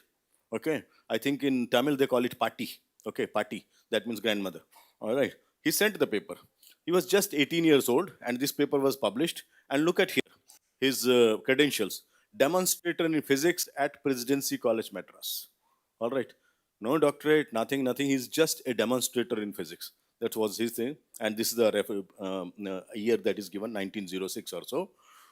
The second publication was little more dramatical. When I say little more dramatical, that it caught the eyes of Lord Rayleigh. All right. Lord Rayleigh read his paper. All right. It was published. And he wrote to him, Professor Raman. All right. Raman was just 18 years old. He's a demonstrator and comes in this thing. He addressed him as Professor Raman and something on this letterhead. All right. Lord Rayleigh, who is, I think, 1904 Nobel laureate. A Nobel laureate is writing to you, a demonstrator, asking, addressing you as professor and asking something about that paper. All this. Now, he passed out his MA. He cannot go abroad, MA Physics. And then the family was going through some financial struggles. So his brother, who was already in ICS, advised him that you also take this Indian Financial Services. So again, he appeared for the exam, got selected. And then he was to, as usual, he was to be posted as Assistant Accountant General, AAG, to Calcutta. He was to be posted. And around that time, his parents, we are talking about 1906. So parents were also thinking of his marriage, right? They were thinking, and this news reached his friend who was called Ramaswamy Sivan. Okay. So Sivan comes and I understand you are likely to marry soon. And he says, Sivan, let's see how it goes. And he says, okay, if you like, I have my sister-in-law. Okay. You can have a look at her and all this thing. Raman says, fine, we'll see sometime. And then in the very first interaction with his in-laws, what he does is, One day, there were no WhatsApp, there were no phone calls, nothing. Unannounced, he reached his house, right? Sivan gone out, Loka Sundari, his wife, would-be wife, Loka Sundari, she was popularly called Lokam. Lokam was at home and she was practicing on her veena a Tyagaraja Kriti called Ramani Samanam Ivru, which means Lord Rama, there is no one like you. Okay, so she's singing some songs in the praise of Lord Rama. Fine, all right. And then there is a knock. Raman is accompanied by his friend. There is a knock on the door, right? Sivan's wife Lakshmi opens the door. And what is the conversation like? Conversation is here, very odd. Is this Sivan's house? The one who has a sister-in-law of marriageable age? I mean, you stand on the gate and ask someone, is this his house? जिसमें शादी के लिए एक लड़की है? This will be too awkward. But that's how Raman was. Okay. I mean, Lakshmi said yes, but she didn't like the way it was. And she didn't even personally like. She was not knowing who is Raman. Oh, that tall, dark, black chap. I didn't like him. But Sivan said, no, don't worry, all these things. Finally, there were other problems like Raman was a Brahmacharanam Brahmin and Lokam was a Vadma Brahmin. These were two sects. They were not to marry each other. If some sect married other one, they were thrown out of the society. Finally, the Pandits have to intervene and they got married on 2nd June. And back then, intersex marriages were so revolutionary, it was announced in the newspaper, Hindu. Imagine that if your marriage tomorrow appears in the newspaper, all right? Okay, this it was. His posting of Raman and married allowance officer, Lokam was only 14 years old at that time. Raman was 19. Yeah, he was posted as assistant accountant general, 19 and 14 years. And Lokam always thought that it was not my music or it was not my beauty, but it was 150 rupees married allowance which Raman was getting, for which he married me, and not because of anything else. She always was suspicious of this because they were getting 150 rupees allowance, married officer allowance. Now coming back to his science, this was his personal life. Raman was always looking for where can I do science, where can I do science. He has come out of his place. He doesn't know where is a lab and his daily job is from 10 to 5, assistant accountant general. That's a big post, all right. Then one day, as I told you, where there is a will, there is a way. One day while on his way back, he was coming home, all right, and he suddenly saw a place called Indian Association for Cultivation of Science. This is an institute in Kolkata. All right. This is the place where Raman did his Nobel Prize work. All right. He just saw Indian Association for Cultivation of Science. On the very next stop, he jumped out of the train, came back there. Okay. And its address was 210 Bao Bazar, Calcutta. And just to give a little bit of this thing, there was somebody called Dr. Mahendra Lal Sirkar who was trained abroad. He came back and he founded ISES in 1876. And his idea was to have something similar to Royal Society of London. He wanted to have a similar institution in India where people from different disciplines, physics, chemistry, maths, biology, medicine, can interact. And he founded this. Initially, 3-4 years, everything went all right. But then slowly the institution started dying. And Mahendra Lal Sirkar died in 1904. And his son, Amrita Lal Sirkar, became the new honorary secretary. Though the institute is there, everything is there, but nobody is doing research there.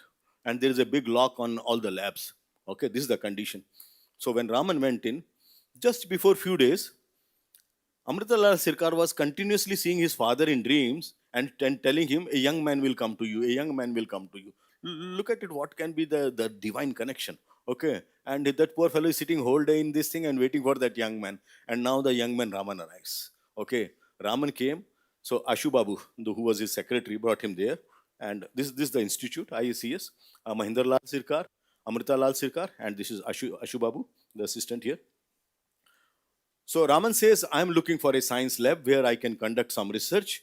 And to give you an idea, I have published these many papers. He showed some of his papers. So Raman was looking for a lab. Amrita Lal Sirkar was looking for a researcher. So he coolly handed over him the keys. Raman is free to come and go at any time because he has the keys now. He can come and go anytime. And Amrita Lal Sirkar shed a tear in the memory of his departed father, that the father's soul started coming in his dreams, telling him a young man will come, a young man will come. And the young man has arrived. So now what does a scientist do first? He has to have some instruments, but he doesn't have that money to buy. So what does he do? He starts from his workshop and he starts getting small instruments made. Okay, some small things start getting made, got necessary equipments made, and started something what a research bulletin. So where whatever work is going on, either he's doing or some people in and around going, all right, it will be published there. Okay. Raman's daily schedule is a torturous schedule. Okay, this is what I want to impress upon you. At 5:30 a.m. he's in the lab. 5:30 a.m. We struggle to reach here at 10 a.m. also. Okay, we struggle to reach here at 10 a.m. with all sorts of communication devices, transport, everything available. Raman used to be in his lab for 5:30 a.m. and he will be in his lab till 9:30.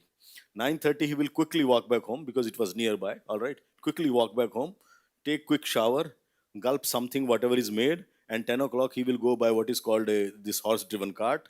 From 10 to 5 p.m. he is in this office. 5 p.m. he will again come back to the lab. Spend till 9 p.m. Sundays, because Saturdays used to be working, Sundays whole day at ICS, and this schedule lasted for 10 years. So 10 years you are 5:30 a.m. in your lab, working till 9:30, then 10 to 5 as this. Sundays also you are there. 10 years he did this thing.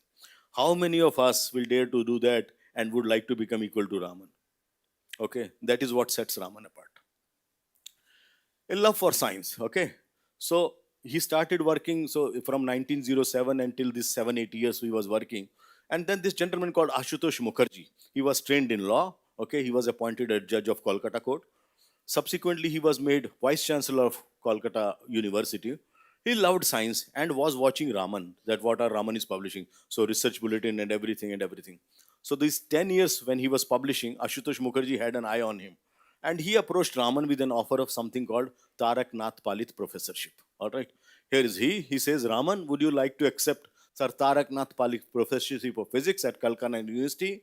But I am afraid that the salary will be only 600 rupees and not as high as your current salary. Raman was getting 1100 rupees at that time. Okay. And also you will not get government perks. Raman said, no, doesn't matter. I like science, so I'll take half the salary.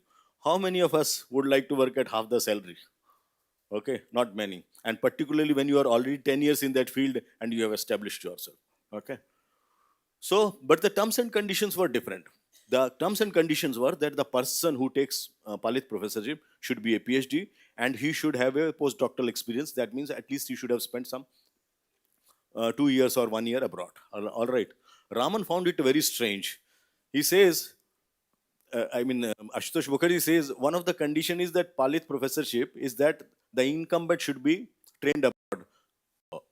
So Raman says it's a very strange condition. I'm confident of training foreigners in my lab. Why I have to go out and get training? Look at his confidence. He says I can train foreigners in my lab. Why I have to go out? So Ashutosh Mukherjee got him an honorary DSc, which bypassed this first condition, and then they made an amendment considering his scientific work and the volume of scientific work that he doesn't have to do, and he accepted this position. Now he wanted to take, but he is in a government job. So it's not that easy that you take up another job while you are having a government job. So he approached his superior, and the idea was that let me try it for 2 years. So Raman wanted 2 years leave from his job, government job, to try out professorship in physics. He goes to his professor and says, Sir, I want 2 years of leave to try out being a professor. Okay. And if there are problems in it or I don't like it, I'll come back. This British gentleman tells him, Raman, are you crazy? Why do you want to spoil your brilliant career? There are excellent chances that you will become member finance. Okay. Why don't you continue the way you are doing? You are having best of both worlds. You are a financier in the day and a researcher at night. You are having both the. Raman asked him again point blankly, are you going to give me leave or not? He says, not possible. Not possible, Raman resigned. Raman resigned from the post, all right. Raman resigned from his government post and joined as Palit professor in 1907. So he came to Kolkata in 1907 and 10 years this school lasted, and now he is a full professor, Taraknath professor at half the salary. Okay, and no government accommodation, no government parks, nothing and nothing. When was his first visit abroad? In 1921, this Amrita Lal Sarkar died, and unanimously Raman was elected as honorary secretary of Indian Association of Science. And he was to attend in 1921, same year, he was to attend a university congress during this 5th to 8th July 1921 at Oxford. Now, this is again a very great coincidence that he was to meet Rutherford there. They both have not seen each other, all right. So from Oxford, he went to London, and in London, he wanted to attach this at Royal Institution. Rutherford was giving a lecture, so he went there. Look what happens there. Raman entered the room and just occupied the last bench like some of your friends are occupying. And Rutherford tells him, Professor Raman, why are you sitting at the back? Why don't you come in the front row? Okay. And Raman sees that there is nobody else Raman like Indian, and obviously he's talking to me. So he coolly came and sat down. And then during the tea time, he asked him, Professor Rutherford, how did you recognize me? We have never met so far. Well, Professor Raman, I am reading your papers, which you publish in with different journals. And when I saw a person with Indian skin and all these things and Indian turban, I realized it must be Raman. All right. So his fame has reached Rutherford, okay, who is a 1908 Nobel laureate, a 1907 Nobel laureate. All right. And he asked him to come to the front row. Now starts the journey for Raman effect. I mean, how was Raman effect discovered? So people think like it's a one-day phenomenon. No, not really. He was coming back by this ship, all right, and somebody told him, "Oh, what's a beautiful Mediterranean Sea?" He said, "Yes, beautiful, but why is it blue?" Okay, and the standard explanation in those days was from coming from Lord Rayleigh that because the sky is blue and that sky is reflecting onto this, so the water is blue. I mean, the sky, this sea is blue. Raman realized, no, that can't be correct. All right.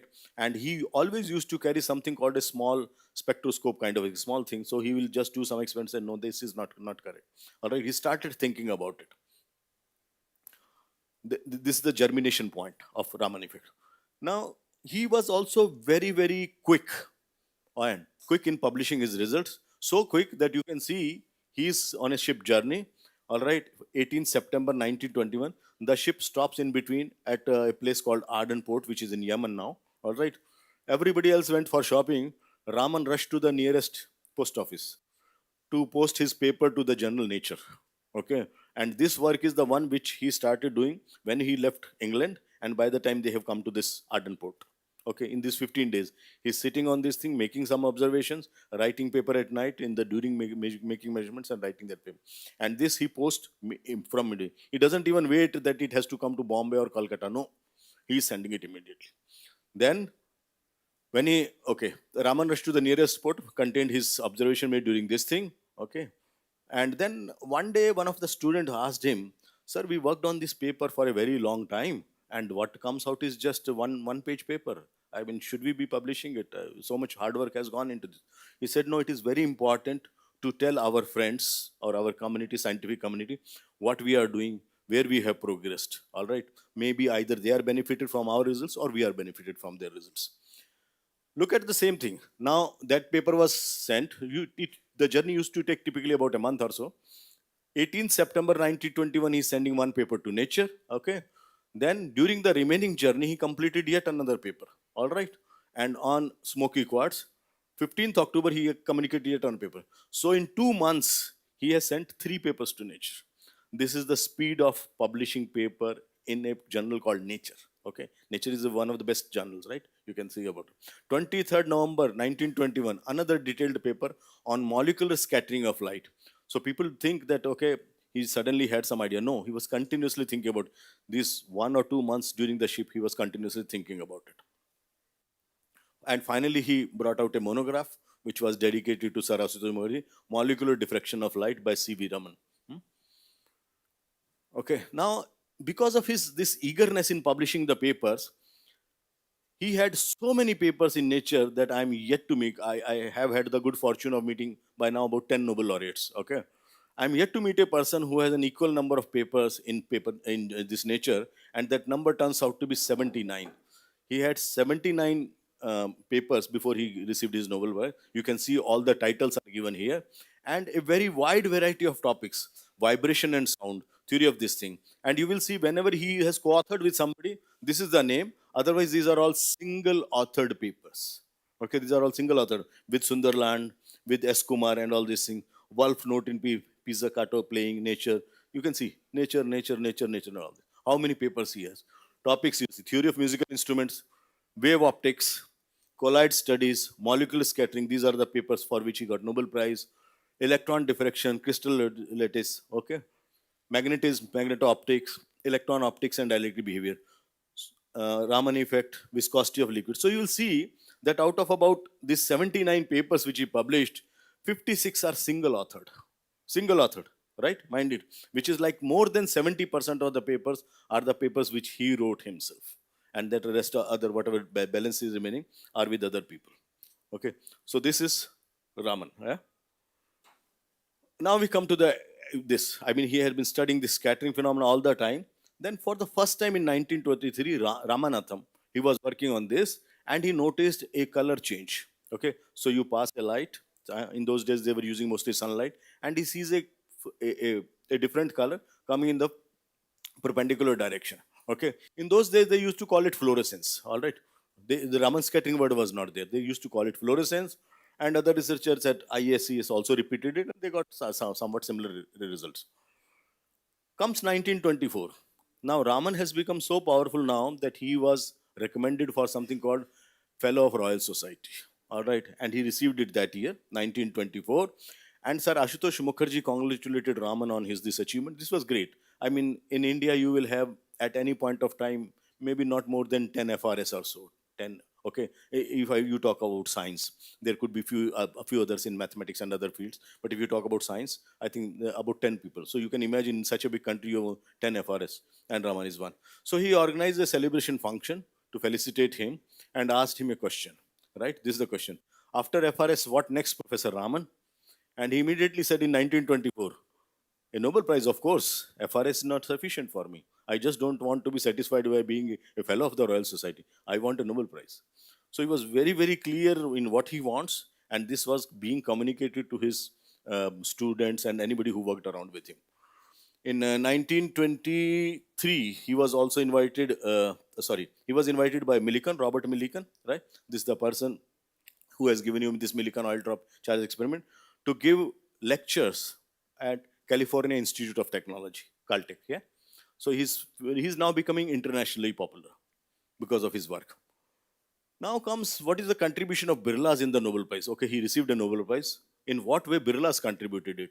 So Raman, what's that? Okay, Raman's ambition was clear. He wanted to win a Nobel for India, and in 1925 he wrote to Senior Birla, Ghanshyam Das Birla, for a donation of 22,000 to buy a spectrograph. That means a kind of spectrometer. This was his letter. Dear sir, if only you can help me with an amount of 22,000 for the purchase of a special type of instrument which has to be imported, I may assure you that I may be able to get a Nobel Prize for my discovery.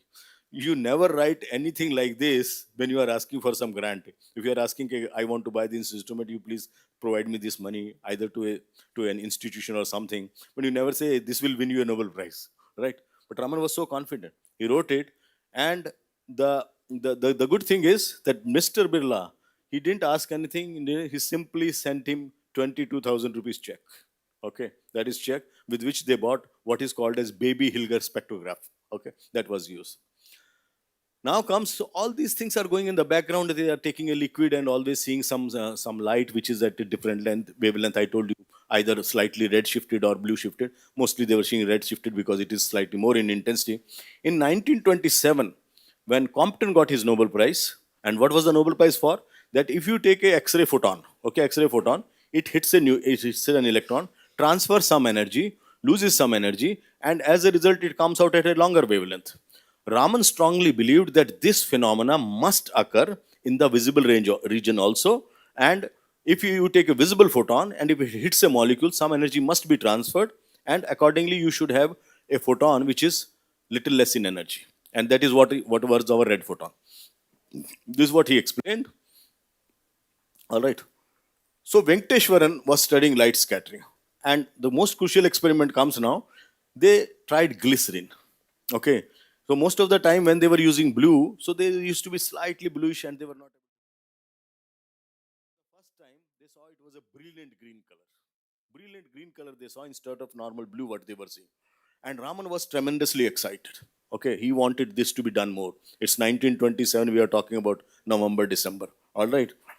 And wanted to accelerate the speed of results. But the problem came, this gentleman, Venkateshwaran, was in a government job, and he used to come after finishing is like 3 o'clock, 4 o'clock, and he will work till 7 o'clock or 8 o'clock. So he's spending essentially in lab 2 or 3 hours. For that, Raman is not, for Raman, that's not sufficient. So he asked Krishnan now to come in and pitch in. So Krishnan was doing at that time theory, so he told Krishnan, no, you stop this thing and come here. So Krishna has to listen to his boss because he's doing PhD. Krishna was asked to leave theory and join in the experimental work.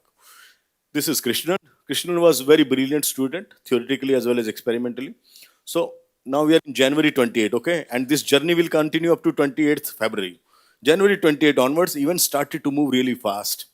Krishnan and Raman worked for long hours because he is a full-time PhD now. So he can spend his entire day. 5th February, you look at here. 5th February, which is a Sunday. Okay. So if you are a researcher, you have to work on Sundays also. Huh? If you take science, if you take research, so be prepared to work on Sundays also. Like what we are doing, like what Mang sir is doing. Today is Sunday, but we are here, yeah, giving you lectures. Okay. So Sunday, Krishnan devoted his full day, right? Just seeing fluorescence from some samples. Okay, a lot of samples. And he reported his results. 6th February, which is Monday. So though you have used Sunday, doesn't mean that Monday you can take off. No, Monday again you have to be in the lab. All right. He observed that all pure liquids are showing a fairly intense fluorescence. That means again the shift of wavelength. All the pure liquids are showing. So he is quite clear about this. 7th February, 5th, 6th, 7th February. Okay, post dinner, Raman and Krishna are discussing, and they decided to call it. They were not knowing what to name it. Okay, Raman effect has to come later on. So they called it modified scattering. All right, so goes in green light, and what comes out is a red light. They called it modified scattering. Temporarily they gave it this name. Then on 9th February, here is what Krishnan did the best. They wanted to try out that what happens if you take vapors. That means the gas phase sample. They were doing in liquid. So for gas phase sample, the signals were too weak. Krishnan was smart. He said, why are we using this 4-inch diameter lens? Do we have a bigger one? Ashu Babu said, yes, we have a 7-inch. He said, bring in. So he brought a 7-inch lens that was used. And for the first time, they saw it in vapors using the 7-inch lens. All right. So liquid they have seen, now they saw in vapors. Okay. 9th February. Then on 16th February, one of the most famous day that goes in this, 16th February, pentane vapors at high temperature, okay, slightly they have to heat the temperature to get sufficient number density, were studied, and it clearly showed a wavelength change in the modified scattering. That means, okay, they could clearly see now there's a green light and there is a red light. The more it shifts, the better it is easy to see. And immediately they sent a note to the Nature, all right, the same day. What? 16th February. They sent a note which was published on 31st March. This is the paper here. This from Nature. Okay. It was called a new type of secondary radiation. So you are getting a secondary radiation which is red in color. Okay. A new type. C.V. Raman, K.S. Krishna. This 31st March. Luckily in this they did not give any spectra. This was just a note, and he says the same thing that Compton has seen it for the electron in X-rays, and I propose that the same thing should be seen for molecules in the visible region. That's what he says. We are on 16th February now, okay, and we are going to 28th February. What happened on 28th February now? 28th February they were doing these results. Raman had gone out to give his lecture. Krishnan was in his lab, and what Krishnan did was he used a blue-violet filter, okay, blue-violet filter to cut off the light, and also a piece of glass which was containing uranium. Now, uranium is a F-block element, and it doesn't allow quite a bit of light. It allows only a narrow portion of the light to go in. All right. So it also acts as a secondary filter. All right. They examined with a spectroscope, observed a strong band due to incident light. Okay. So you have an incident light, and there is a strong band coming. Also observed another band which comes because of the liquid. Raman comes back at 3 o'clock, and then he says, okay, the results are good, but why can't we have monochromatic light? That means only one color. So this is 9028, lasers are not there, but what is available as a monochromatic source is mercury arc lamp. So Ashu Babu was asked to set up a mercury arc lamp. He found it out, it was working, it was not working. He connected cables, everything, and all these things, and finally it worked. So now you have mercury arc lamp, and you can isolate that single line which you are using this in this case. Okay, they use that single 8 lines and put a filter on that, and they saw 2 sharp lines in the blue region. This is what it is. Okay, so this is what looks like incident light consisting of a spectrum of quartz mercury arc lamp. If you just take mercury arc lamp, you will see this. And when you now insert benzene into this, what all you see here? So you see here, this line is here. You get see these 2 extra lines. There was nothing here, you get 2 extra lines. There was nothing here, you get 2 extra lines. Okay. This is what happened on 28th February. Now, why is it so important? Why is it so important? Because these lines could now be numbered using that baby Hilger photo, what we mentioned here, right? The spectrograph, all right? Baby Hilger. And their difference from the exciting line was found to be equal to the vibrational wave number. That means if they are made up of atoms and they are vibrating, so you have a vibrational frequency, and now you can identify the molecule. Okay, this was the most important thing. So they are seeing this thing. Another important aspect, probably you may not know at this stage, is whenever you see this kind of a behavior in atoms and molecules, it shows you what we call as something as quantum behavior. Okay, quantum behavior means that radiation, in principle, if it is just being scattered, it is possible to scatter from this wavelength to this wavelength continuously. Okay, you can have this line, this line, this line, this line. This is what we call as continuous behavior or classical behavior. When you talk of quantum, there will be either this line or that line and nothing in between. And that is what you see here. Okay, so you are seeing here this line and this line, nothing in between. This line and this line, this line and this line. Okay, so it proved that there is quantization in matter also. I put it this way, that if a photon is coming, it can only be degraded to the extent which is the quantum energy of the molecule. You can't distribute any arbitrary amount. So it will accept either this much energy or it will absorb that much energy. If it absorbs that much energy, then the wavelength is longer, that means energy is less. This is what happened on 28th February, and that is why we celebrate National Science Day. So what happened? Benzene Raman spectrum was observed on that day using baby Hilger spectrograph. Okay, this is what is 28th December. Okay, now the question comes, who named it? How did it name? Lot of people abroad did not find, they could not reproduce Raman's result, and they were still susceptible whether what Raman is saying is correct or not. Though his paper is published. His paper is published in Nature, but they were still susceptible. Then, suspecting his. Then this gentleman called Peter Springsheim in Berlin University on 20th June, 20 June 1928, he repeated those experiments and he successfully reproduced, and he used this line for the first time, Raman effect and Raman lines. Okay, it's a German scientist using now Raman lines and Raman effect and not Raman himself. Raman himself was calling it modified scattering. Okay, so as I told you that the lead workers or the leaders of that field have to now tell you that yes, this will be called Raman effect and not he himself can call it. Then subsequently this Ramdas working in London, also Raman effect and spectrum of some other lights.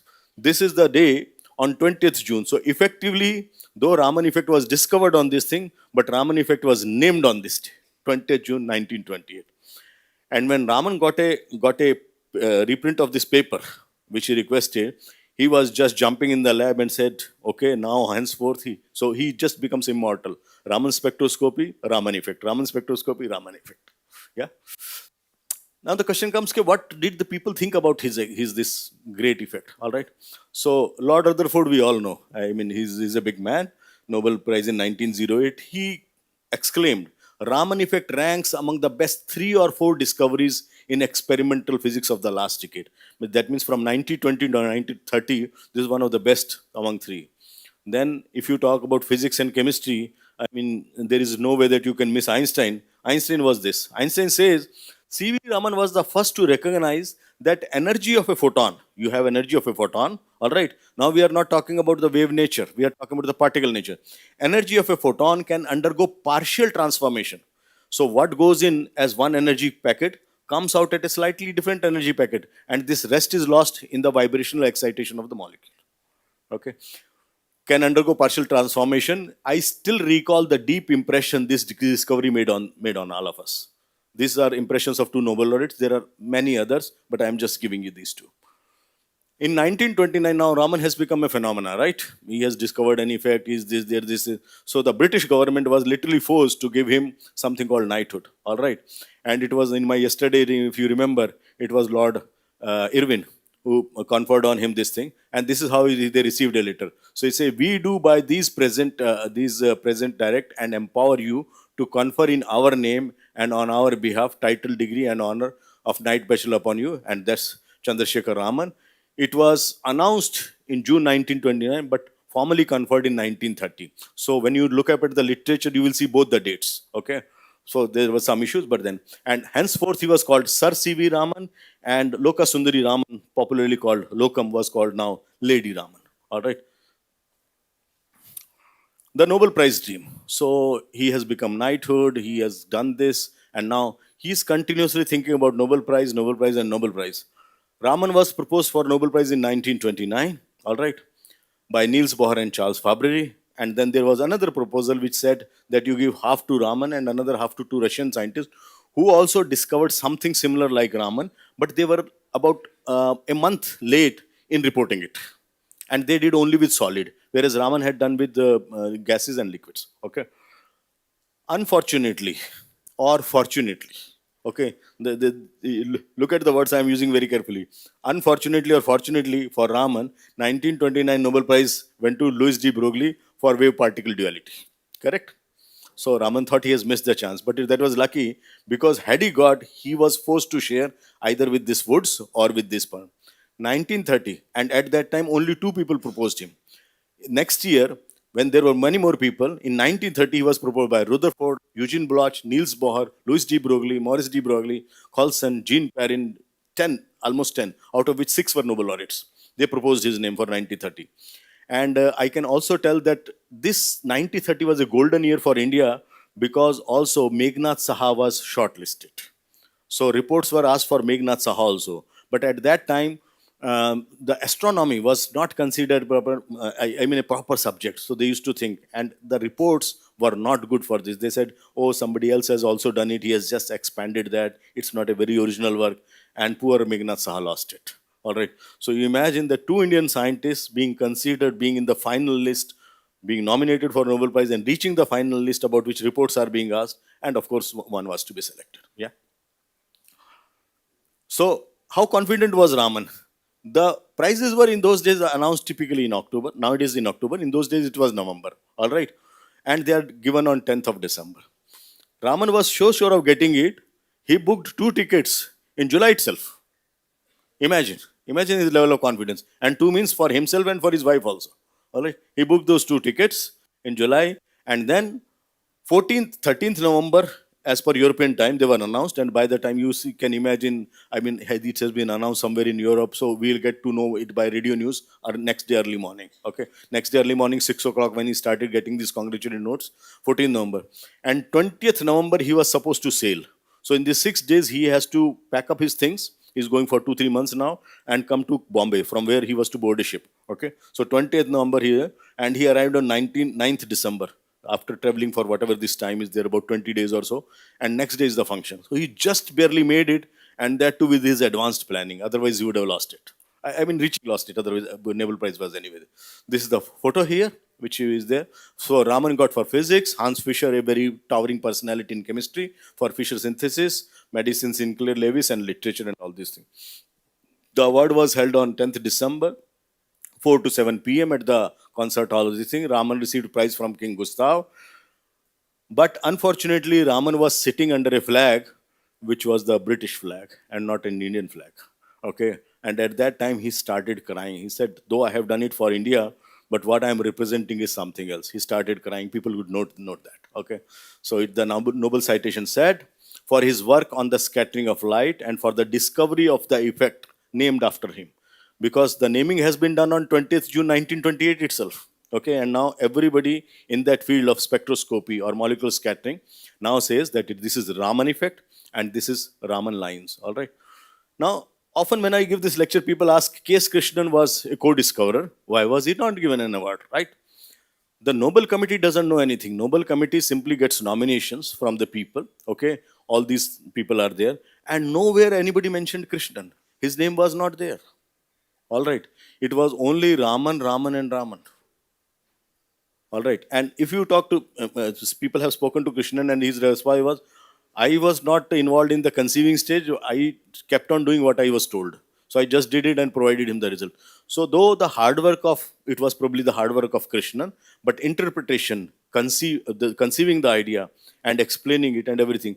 And because of his world popularity, he was popular world over. Okay.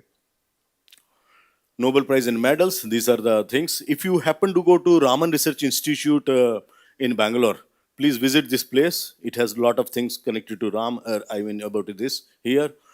And then one fine morning in 1933, he received a letter that you have been appointed as director of Indian Institute of Science. And Raman was shocked. And he says, I have not applied for it. So how can I be appointed? And the background story was like this, that Sir Martin Foster, the then director of ISC. So though we had a Tata Institute, I mean ISC is known as Tata Institute in Bangalore.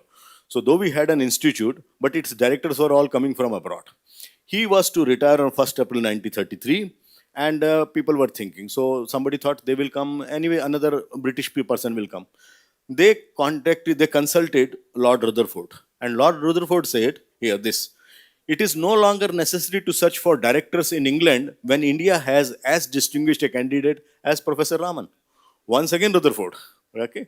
So you see, Rutherford Raman combination is a great combination. Once again, Rutherford. He says, "Why are you looking abroad? You have a Nobel laureate, you have a person like this.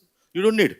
And accordingly, he was appointed as director. So he joined on 1st April, and Raman found the atmosphere at IIC was dull. They were just publishing about 35 papers in 1 year and with a large faculty. Because most of them were Britishers and they were doing the way they wanted. Raman didn't like it, so he started reshuffling, and some people didn't like it. Even the British government didn't like that some Indian is being appointed when they are ruling the country. Some Indian is being appointed as this thing, but they couldn't help it because he was a Nobel Prize winner. All right. So he organized this workshop, had a lot of confrontations, but finally it paid off. From 32 papers, next year it jumped to 148 papers. Okay, imagine, very vast number, about 4 times. Another thing comes very important here, probably for you to know. World scenario was going for a change. Hitler, okay, so this was the time when World War is about to begin, right? And people, at least all these brilliant scientists, they were running away from Hitler's Germany. Raman thought, why not bring them to India? And they were looking for job elsewhere. All right. And what kind of princely salary we were offering, you will be just surprised. So they were looking for job elsewhere. Raman said, why not bring some of these people to India? And he wrote a letter to Max Born, who is thesis advisor of Oppenheimer, right? You all have seen now Oppenheimer, right? Oppenheimer's thesis advisor. And Oppenheimer had quit Thomson. Oppenheimer initially wanted to work with Thomson, but he quit and came to Max Born because he wanted to do something in theory. He was approached and he was given this letter. Okay, this is the letter on Indian Institute of Head and dated somewhere around 17th January 1935. Raman says, I have the honor to inform you that council of this institute has authorized me to extend an invitation to accept a special appointment as a reader in theoretical physics. Okay, Max Born is very well known at that time. Institute for a period of 6 months, and you will be paid 15,000 honorarium total, inclusive of everything. So roughly like 2,500 rupees per month. Okay. Accordingly, I request you that you accept this invitation, and one of the bungalows will be also given to you free of cost. Okay. So not only you will get 2,500 rupees per month, you will get bungalows also. Now you must be thinking 2,500 rupees. 2,500 rupees in 1935 was sufficient to buy 700 gram gold per month. The gold rate was 35 rupees per tola, which is like 11 grams or so. Take it 10 grams, okay? 35 rupees per 10 grams gold, and his salary is 25. He could buy 700 grams. Imagine, this was power. So how much India was offering? 35. Yeah. And so this was a huge sum. But he did not know how to proceed because he had not met Max Raman often. So the common contact is Rutherford, okay? And so Max Born goes to Rutherford, what to do now? Max Born discussed this communication with Lord Rutherford. Rutherford said, go to Bangalore. Raman is a nice man, and anyway, the salary that he's offering, we are not giving in Europe. So at one time, India was offering to its Indian scientists a salary which our people were not getting abroad, or their people were not getting abroad. This was a golden time here.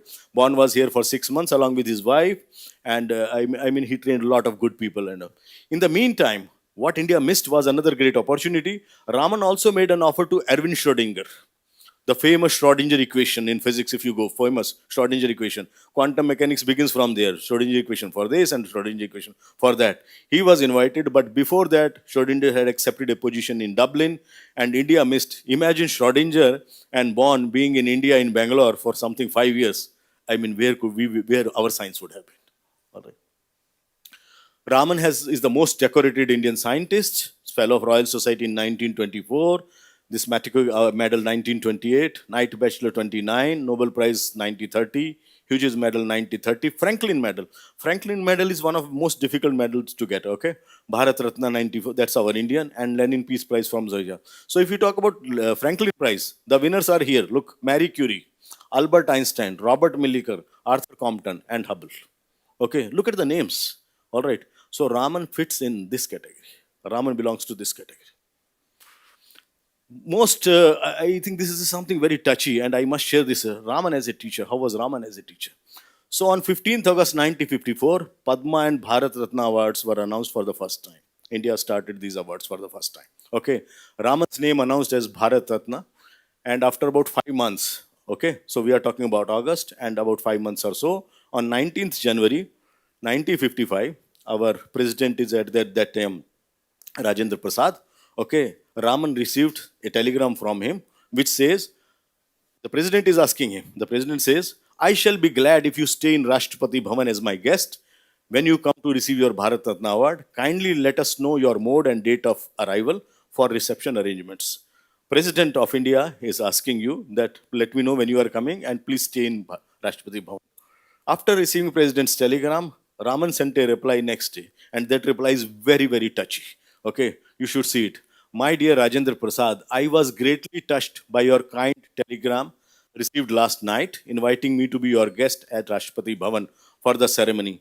I find myself unable to come up to Delhi for the function. At present, I am firmly tied down here due to enable one of my students to complete his doctorate. Okay, the person doesn't want to go to Delhi to collect Bharat Ratna just because of the student.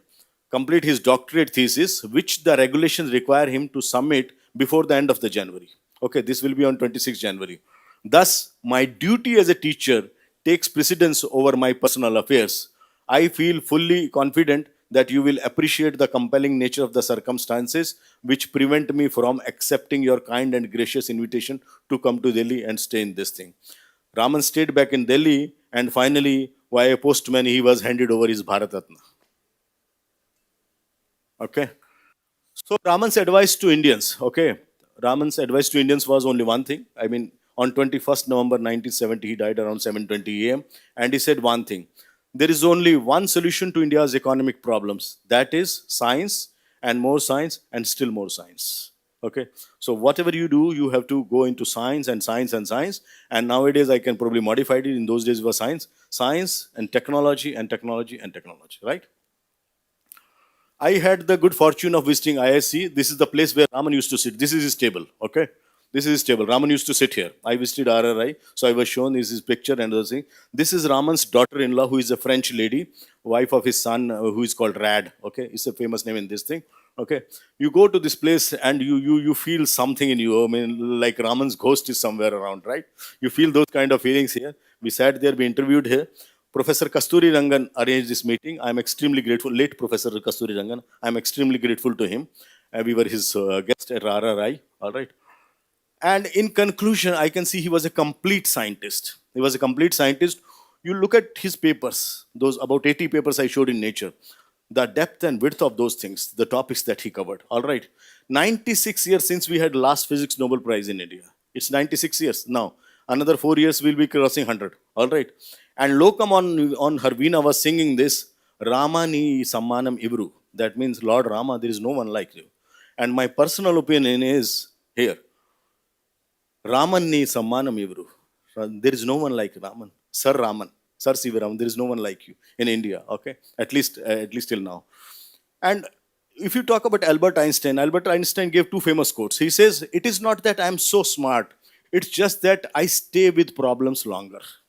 That means if he has a problem, he will not stay. He is not in a hurry to solve it. He just want to spend time with it and slowly he'll find out a solution. And many times it took him like 7 years, 8 years or something like that. You take from general relativity, from special to general relativity. Quite a long time. And he says, I have no special talents. I am only passionately curious. These are the two things.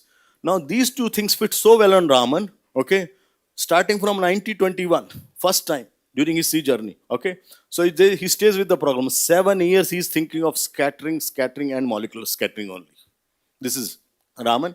And he was passionately curious. Otherwise, watercolor is blue, green or red. How does it matter? Enjoy karo na apni sea journey. Others say, isn't it? But he's passionately curious. So these two statements, these two quotes of Einstein fit so well on Raman, and that is why Max Born wrote back to Rutherford. He said the intensity of Raman and genius is nowhere. It's as comparable to as any European. All right, and that is why no wonder that several people, several scientists at that time in India and abroad were very jealous of Raman. All right, and he also used to add sometimes fire to them by being very vocal about it. Okay, so my acknowledgement. It's my great pleasure to thank Jyoti sir for his kind invitation, Cohen International School for arrangements, and Mayank sir for making me part of this journey. I am extremely grateful to Dr. A.K. Mohanty, who discusses these things sometimes with me, depending on his availability time. Padma Bhushan Dr. Anil Kakorkar sir, who was former DA chairman, continued guidance, advice, and all these things. Whenever you will go, you will get time and you can talk to him. And if he doesn't have time in office, he will call you to his home. Go there, have lunch, have tea, whatever. Professor K.N. Vyas, who is very fond of stories. Okay, our former chairman is very fond of stories. Okay, you go and tell him one scientific story, he will tell you 3 times scientific stories about same. For me, this, that, and all that, because he also reads a lot. And finally, to you for your kind attention. Yeah.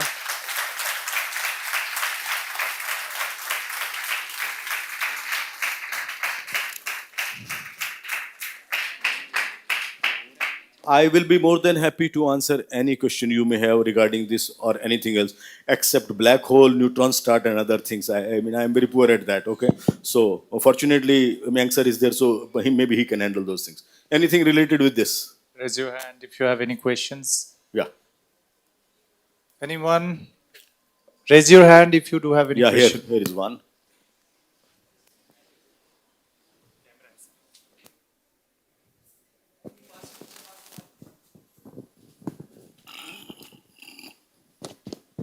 Warm greetings, sir. We know that Raman scattering is very rare. If it's rare, then how did Sir Raman even manage to see it for the first time using just his own eyes and his portable spectrograph? I mean, what was the process? Beautiful question. Thank Even when I started reading about Raman, I was wondering he did not have photomultiplier tubes. He did not have lasers. What they were doing is they were taking some sunlight, reflecting through a mirror, and condensing through a lens. All right. So there is something called Raman's black holes or Bangalore, Calcutta black hole. What was that? Raman used to ask his students to sit 1 to 2 hours earlier in a dark room.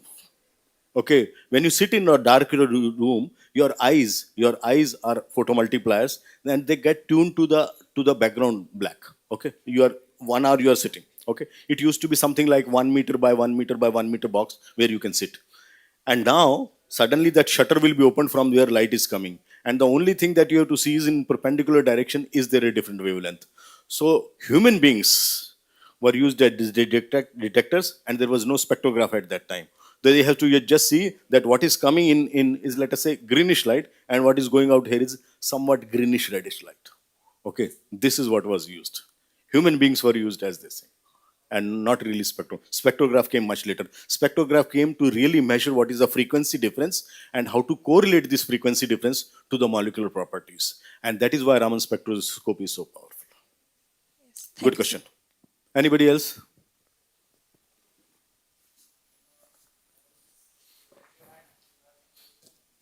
I mean, how did you think of this question? Huh? How could you think of this question? So first, when you just said that Raman effect. Yeah, this I is think- typically 1 photon out of 1 million photon. Okay, Yes, imagine what that kind of level we are doing. But mention our that. eyes are the most sensitive photomultiplier you will ever have. Eyes are the most sensitive photomultipliers. Yes.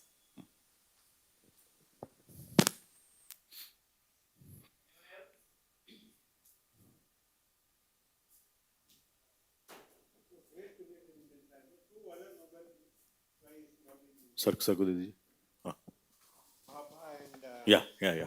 At that time, we also had 2 other Nobel Prize nominees, Baba and Saha, and we had Bhatnagar. And those were great times for Indian science. Yeah, great times. Baba was nominated total 5 times. Okay, Homi Baba. And I mean, unfortunately, I have seen the letters. I mean, after 50 years, Nobel Foundation makes it open. You can read those comments. He was never properly nominated. Okay, though people nominated him, but he was never properly nominated. All right, this is his. Saha was nominated rather seriously by none other than Compton. Okay. Compton even went to the extent that why are you asking me if you have to reject my nomination? Compton sincerely believed that Saha has done a world-class work by giving Saha ionization equation where you can predict what is the temperature of a given star based on the light that it is emitting to this and what is the level of ionization, singly charged atom, doubly charged atom, and so on and so forth and all these things. But somehow it appears that at that time in the Nobel Committee, decision-making Nobel Committee, there was somebody who did not like astronomy, and in those period you will see that in astronomy they were never given somehow. That's a hard fact, harsh fact. I mean, And two Boses. and to Bose also, yeah. I mean, bosons were there. So this could be called as a little bit bias against India also, right? But Raman effect was so this thing that they couldn't escape this. You want to say something about Krishnan's work? Krishnan? Work on triple helix and stuff. Ramchandra. Ramchandra. Ramchandra. Yeah. Almost Those as are the times when great science was yes, absolutely great science, and you will see great scientists come from somebody who was already great. Okay, so if Raman is there, Raman's students all they will do great work. If Baba was great, you will have Sarabhais and all this. Yeah, sorry, I forgot to mention. Raman also nurtured Homiji Jahangir Baba when he got stuck here in India, okay, and also Vikram Sarabhai. Vikram Sarabhai's PhDs, most of the work was done in India under Raman. When again he also got stuck here because of the Nobel Prize. We are extremely delighted by your explanation regarding the Raman effect and the timeline. But sir, I want to say something. Most of the students here are from class 8, 9 and 10. So I am asking on their behalf. Please. That is, what is the Raman effect in layman's sense? Raman effect is basically you have a photon which is coming at a frequency. Let's call it now, as in my crude terminology, a green color photon. That means a green light is coming. Okay, that green light falls on a sample. Say water. Say water. Okay. By the way, the best known example is hydrogen gas. So you take a hydrogen gas in a cylinder. Okay, through which a green light can go. All right. We have seen green light lasers. Maybe you can say 532 nanometer. You will see that when this light is going out, it has red color. It has changed to red color.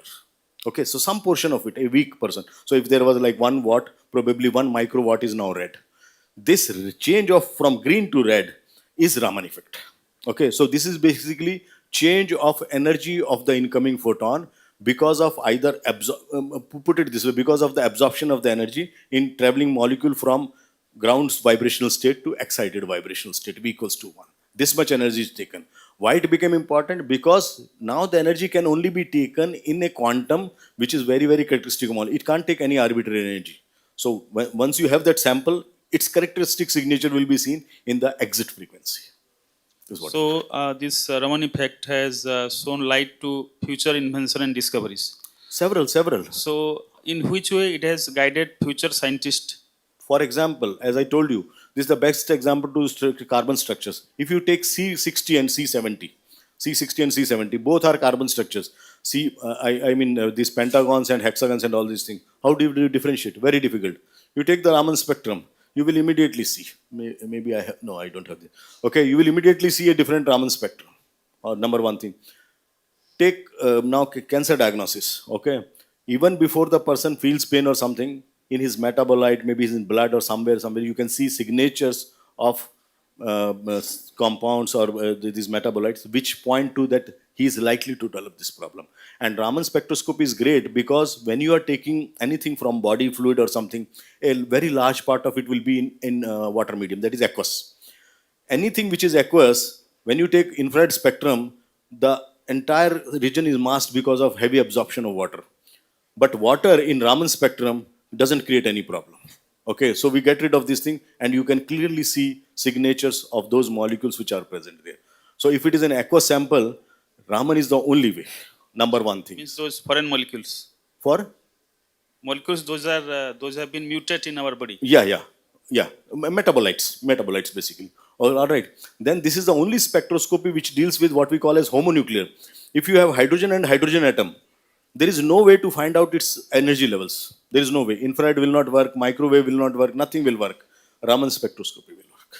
Thank you, sir. So dear students, now you can ask few doubts. Sir has made it clear. Okay? You want to ask something? Okay. Good afternoon, sir. I actually had a doubt regarding the picture you have shown us in the back. Okay, which picture? Which picture? Where there were two beams of light from the container. The very starting? Yeah. Okay.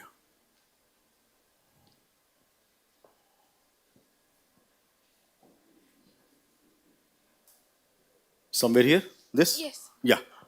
So this is the case. You have this blue-green light which is falling on this, right? It falls on this sample, and what you will see is a bright spot.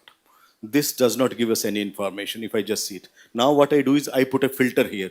This filter rejects this light, 488 nanometer. It will cut off simply. Cut off to the extent that, I mean 99.9% of this. And now you see it yellow.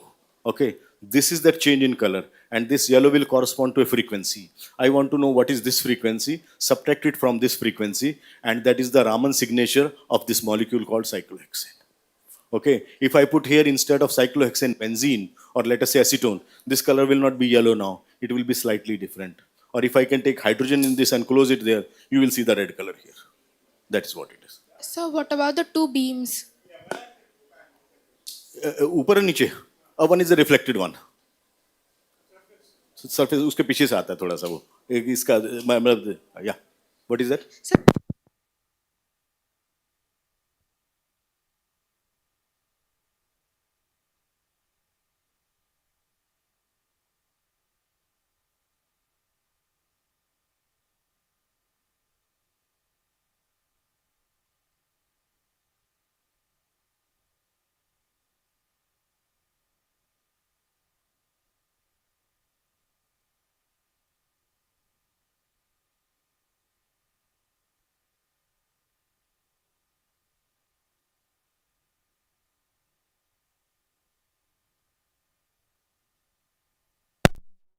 Is there any way that someone can create it in a very simpler way?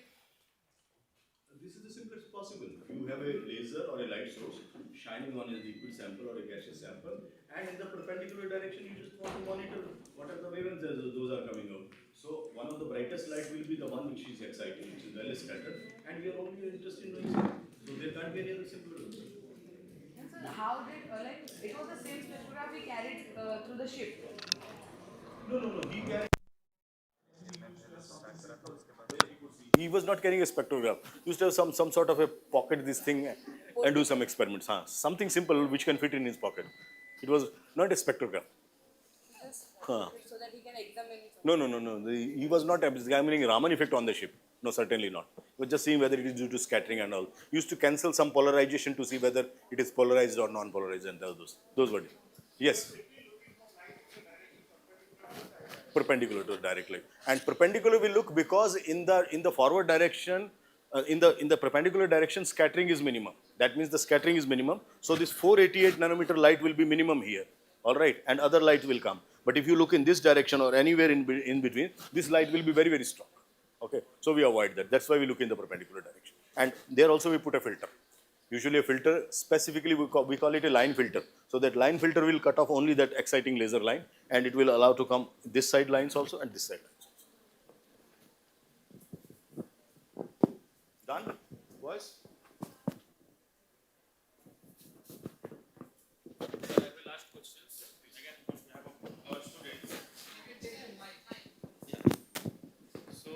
Very often we used to show the student one documentary that is Quantum Indian. Sorry? Quantum Indian. Quantum Indian.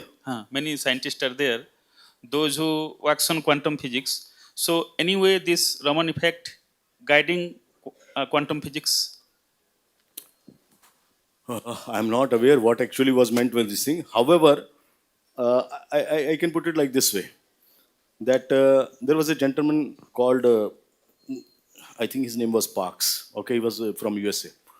He said that what is Raman's theory telling us? Raman's theory is telling us that there is an interaction between a photon and a molecule. Okay, I treat it like this. You are carrying in your pocket, let's say 100 rupees in the denomination of 1 to 520. Fine. and I'm carrying in my pocket, let's say, two notes of 50. Okay, and we strike each other. All right, and you want to take out something from my pocket if time permits, and I want to take out something from your pocket. What is the possibility? The possibility is if you take out something from mine, I will be losing my 50 rupees. I will not be losing 49, I will not be losing 51. Correct? Similarly, if I succeed, I will be taking out two. So this was a direct proof of that quantum nature, that the photon can take out only that energy which the molecular and quantum levels are governing. All right. So at that time in 1920 to 30, they were struggling with whether the atomic structure, molecular structure, it is quantized or not. All right. This became one of the direct proof that you can only exchange this energy, no less, no more. Okay, that's the only way you can explain it, and that's why they said that this is the direct proof. Okay, and the beauty is this: you change this 488 to something else. Okay, I can change it to 532 and number this thing, but finally this frequency line will remain same. This frequency, the shift, the difference between these two lines will remain the same. So this will always be characteristic of the molecule, irrespective of the source. I can take here any source, any laser.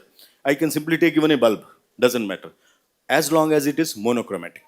It has to be monochromatic, single line. Because multiple lines will give multiple scatters, and then you will have continuous and you will be confused. So you need a sharp source, sharp energy source. From the sharp source, how much you can detect or subtract.